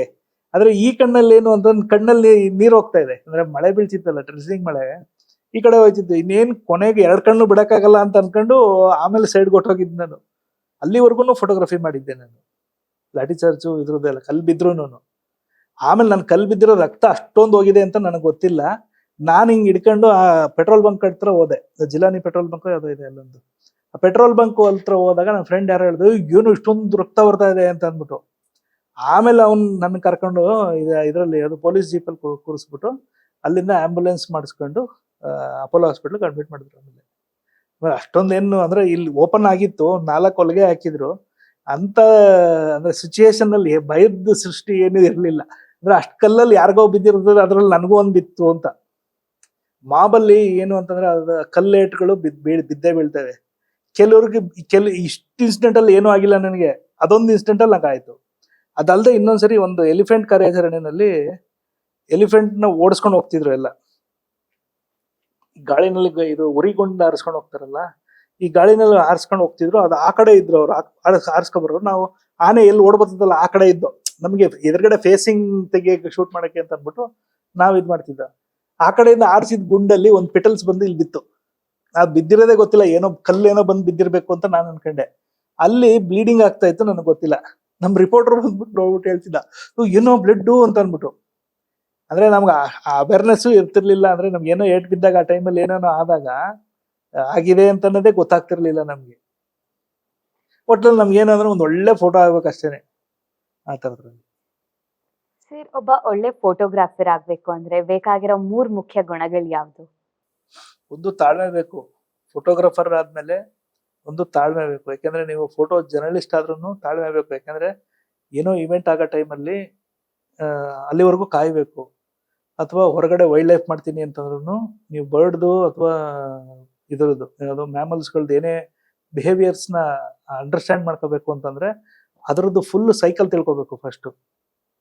ಅದ್ರ ಲೈಫ್ ಸೈಕಲ್ ಹೆಂಗಿರುತ್ತೆ ಅಂತ ಅನ್ನೋದನ್ನ ಅದು ತಿಳ್ಕೊಬಿಟ್ರೆ ನೀವೇ ಇನ್ನೊಬ್ರಿಗೆ ಅದನ್ನ ಟೀಚ್ ಮಾಡಕ್ ಹೋಗ್ತೀರಾ. ಈಗ ಈ ಬರ್ಡ್ ಯಾವ್ದೋ ಒಂದು ಕಾಲ್ ಮಾಡಿದಾಗ ಈ ಬರ್ಡ್ ಯಾವ್ದು ಅಂತ ಅಂದ್ಬಿಟ್ಟು ಕಾಲಲ್ಲಿ ಹೇಳ್ಬೋದು. ಆಮೇಲೆ ಆ ಬರ್ಡ್ಗೆ ಥ್ರೆಟ್ ಆಗಿದ್ರು ಆ ಥ್ರೆಟ್ ಕಾಲನ್ನು ನಾವು ಹೇಳ್ಬೋದು. ಯಾವ್ದೋ ಹಾವು ಬಂದಿರುತ್ತೆ, ಆ ಹಾವನ್ನ ಇನ್ನೊಂದು ಬಂದಿದೆ ಅಂತ ಅಲರ್ಟ್ ಮಾಡುತ್ತೆ ಬೇರೆ ಪಕ್ಷಿಗಳಿಗೆ. ಅದು ಬೇರೆ ಇದೇ ಅಲರ್ಟ್ನ ಬೇರೆ ಇನ್ಯಾವುದೋ ಅಳಿಲು ಪಳಿಲು ಬೇರೆ ಇದಿರ್ತಾವಲ್ಲ ಅವೆಲ್ಲ ಅರ್ಥ ಮಾಡ್ಕೊಡ್ತಾವೆ ಅದನ್ನ. ಅಂದ್ರೆ ಅವು ಕೆಲವು ಟೈಮಲ್ಲಿ ಮಾತಾಡ್ತಾವೆ ಈ ತರದ್ರಲ್ಲಿ. ಅದನ್ನ ನೀವು ಏನು ಅಂತಂದ್ರೆ ಗ್ರಾಸ್ಪ್ ಮಾಡ್ತಾ ಹೋಗ್ಬೋದು ನೀವು. ಅಂದ್ರೆ ಒಂದು ಬರ್ಡ್ ಆ ನೆಸ್ಟಿಂಗ್ ಟೈಮು ಮತ್ತೆ ಇದು ಹೊರಗಡೆ ಕೂತ್ಕೊಂಡು ಸುಮ್ಮನೆ ಜಸ್ಟ್ ಅಬ್ಸರ್ವ್ ಮಾಡ್ತಾ ಇದ್ರೆ ನಿಮ್ಗೆ ಆಟೋಮೆಟಿಕಲಿ ಅದ್ರ ಬಗ್ಗೆ ಡೀಟೇಲ್ಸ್ ಗೊತ್ತಾಗ್ಬಿಡುತ್ತೆ. ಈಗೆಲ್ಲ ಏನು ಅಂತಂದ್ರೆ ಗೂಗಲಲ್ಲಿ ಬರ್ಡ್ ಫೋಟೋ ತೆಗಿತಾರೆ, ಗೂಗಲಲ್ಲಿ ಇದು ಯಾವ್ದು ಬರ್ಡ್ ಅಂತ ಅಷ್ಟೇ ಗೊತ್ತಾಗ್ಬಿಡುತ್ತೆ.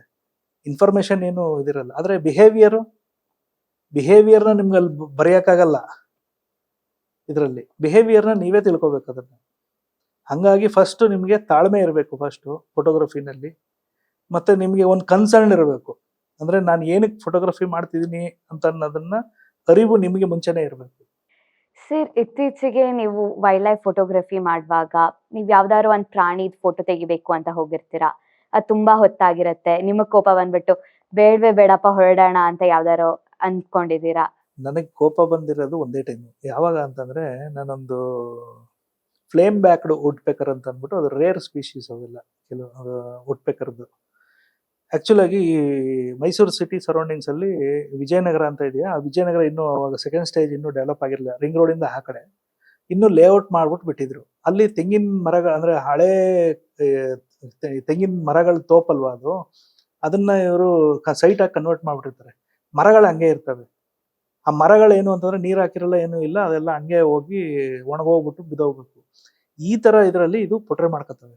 ಫಸ್ಟು ನಿಮಗೆ ತೆಂಗಿನ ಮರದಲ್ಲಿ ಅಥವಾ ಬೇರೆ ಮರಗಳಲ್ಲಿ ಗೂಡು ಕೊರಿಯುವಂಥದ್ದು ಒಂದು ಪಕ್ಷಿ, ಇದು ವುಡ್ ಪೆಕರ್ ಕೊರಿಯುತ್ತೆ. ಅದು ಬಿಟ್ರೆ ಬಾರ್ಬೆಟ್ ಅಂತ ಇದೆ.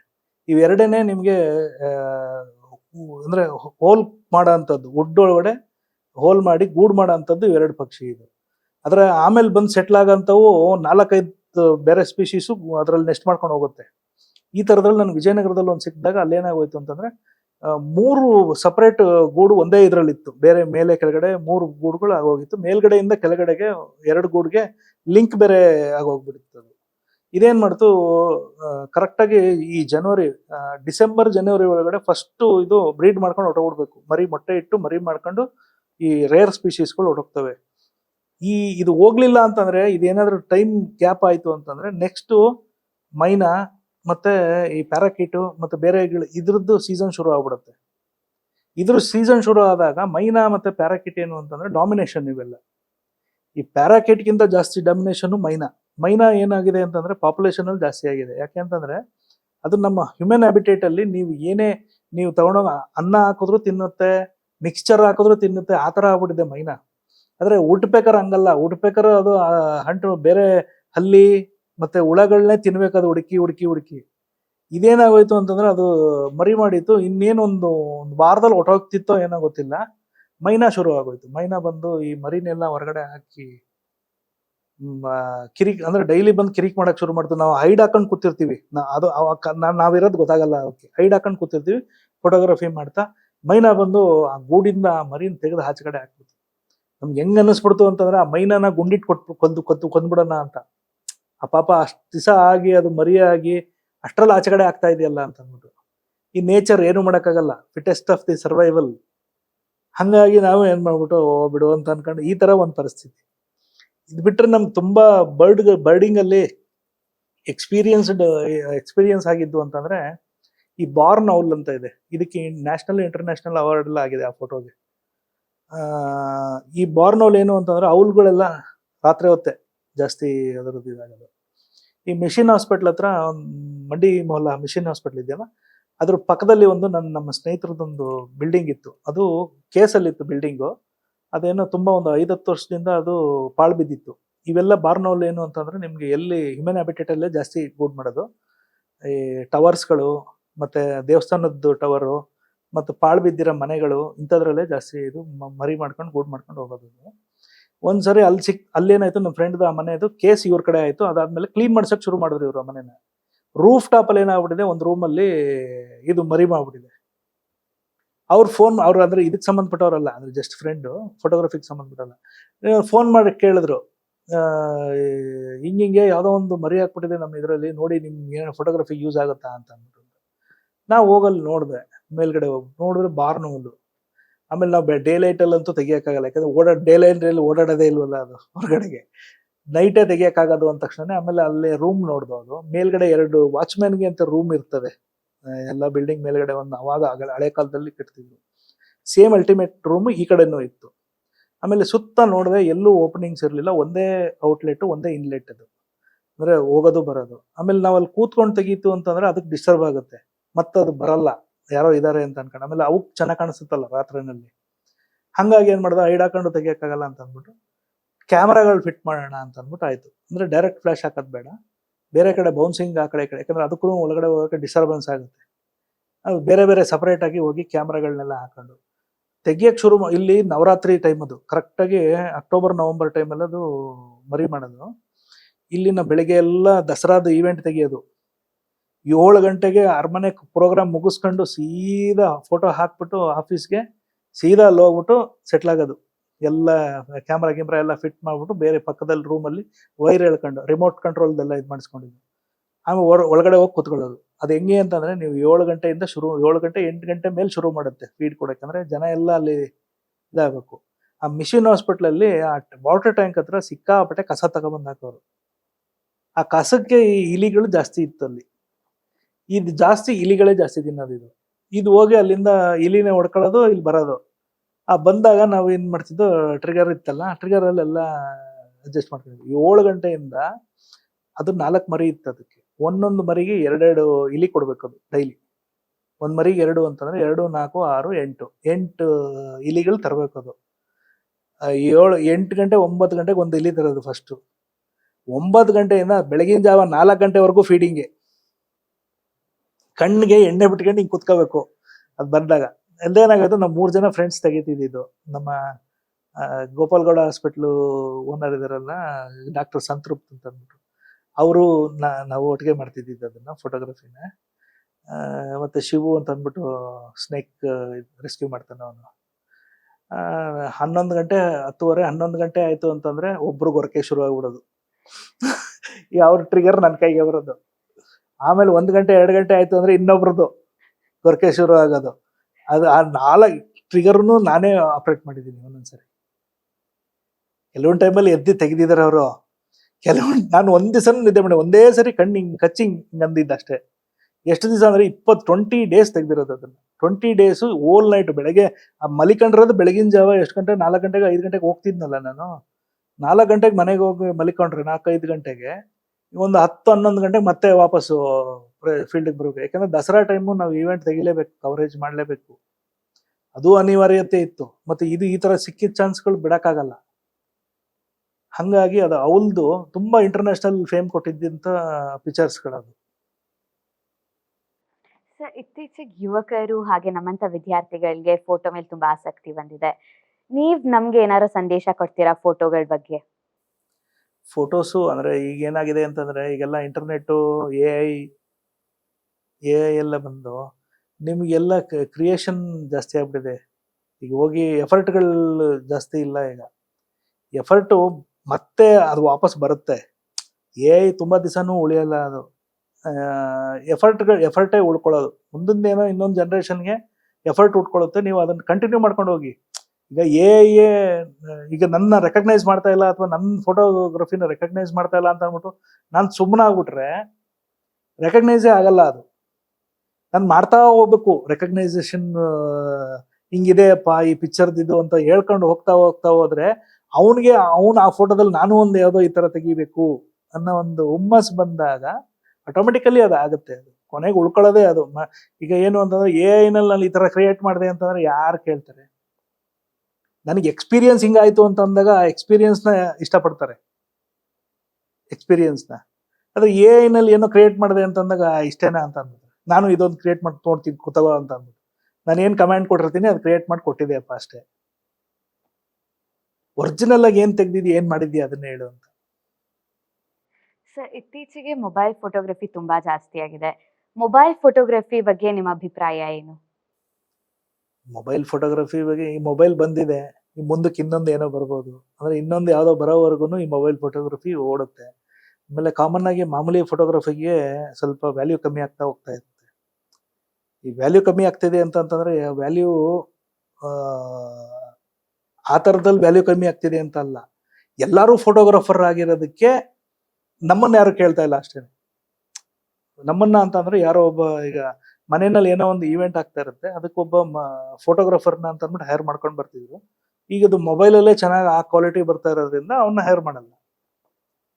ಅದೇನು ಮಾಡೋಕ್ಕಾಗಲ್ಲ ಅದು. ಈಗ ನಾವು ಅಕ್ಸೆಪ್ಟ್ ಮಾಡ್ತಾ ಹೋಗ್ಬೇಕು. ಏನೇ ಹೊಸದಾಗಿ ಬಂದ್ರು ನ್ಯೂ ಜನರೇಷನ್ಗಳಿಗೆ ಅಕ್ಸೆಪ್ಟ್ ಮಾಡ್ತಾ ಹೋದಾಗ ಆಮೇಲೆ ನಾವು ಹಳೇದು ಈಗ ನಾವು ಒಂದು ಓಲ್ಡ್ ಇಸ್ ಗೋಲ್ಡ್ ಅಂತ ಅನ್ಕೊಂಡು ಈಗ ನೋಡಿ ಗ್ಯಾಸ್ದು ಸಮಸ್ಯೆ ಶುರುವಾಗಿದೆ. ಸೌದೆಗೆ ಬಂದ್ರಾ? ಹಿಂಗೆ ಎಲ್ಲನೂ ಮುಂದಕ್ಕೆ ಇನ್ನೊಂದೇನೋ ಸಮಸ್ಯೆ ಕ್ರಿಯೇಟ್ ಆಗುತ್ತೆ ಅದಕ್ಕೆ ಇನ್ನೊಂದೇನೋ ಒಂದು ಸಮಸ್ಯೆ ಅದಕ್ಕೆ ಇದ್ದೇ ಇರುತ್ತೆ. ಅದು ಸಾಲ್ವೇಷನ್ ಇದ್ದೇ ಇರುತ್ತೆ.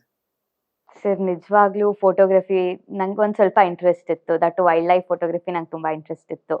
ಬಟ್ ನಿಮ್ಮ ಜೊತೆ ಮಾತಾಡಿ ಇನ್ನೂ ಅದ್ರ ಬಗ್ಗೆ ಅರ್ಥ ಮಾಡ್ಕೊಂಡೆ. ನನ್ನ ಏಮ್ ಇರೋದು ವೆಟರ್ನರಿ ಡಾಕ್ಟರ್ ಆಗಬೇಕು ಅಂತ. ನಾನು ಬಾರ್ನ್ ಔಲ್, ನಂಗೆ ಅದ್ರ ಬಗ್ಗೆ ಎಲ್ಲ ಅಷ್ಟೊಂದು ಗೊತ್ತಿರಲಿಲ್ಲ. ನೀವು ಬಂದು ಇನ್ನೂ ಜಾಸ್ತಿ ಹೇಳ್ಕೊಟ್ರಿ. ಆ್ಯಂಡ್ ವೀರಪ್ಪನ್ ಹೇಳ್ದಂಗೆ ಸರ್, ನಾನು ಹುಟ್ಟೇ ಇರಲಿಲ್ಲ ಅವ್ರದ್ದು ಕತೆಗಳೆಲ್ಲ ಘಟನೆಗಳೆಲ್ಲ ನಡೆದಾಗ. ಬಟ್ ನಿಜವಾಗ್ಲೂ ನಿಮ್ಮ ಜೊತೆ ಮಾತಾಡಿ ತುಂಬಾ ಸಂತೋಷ ಆಯ್ತು ಸರ್.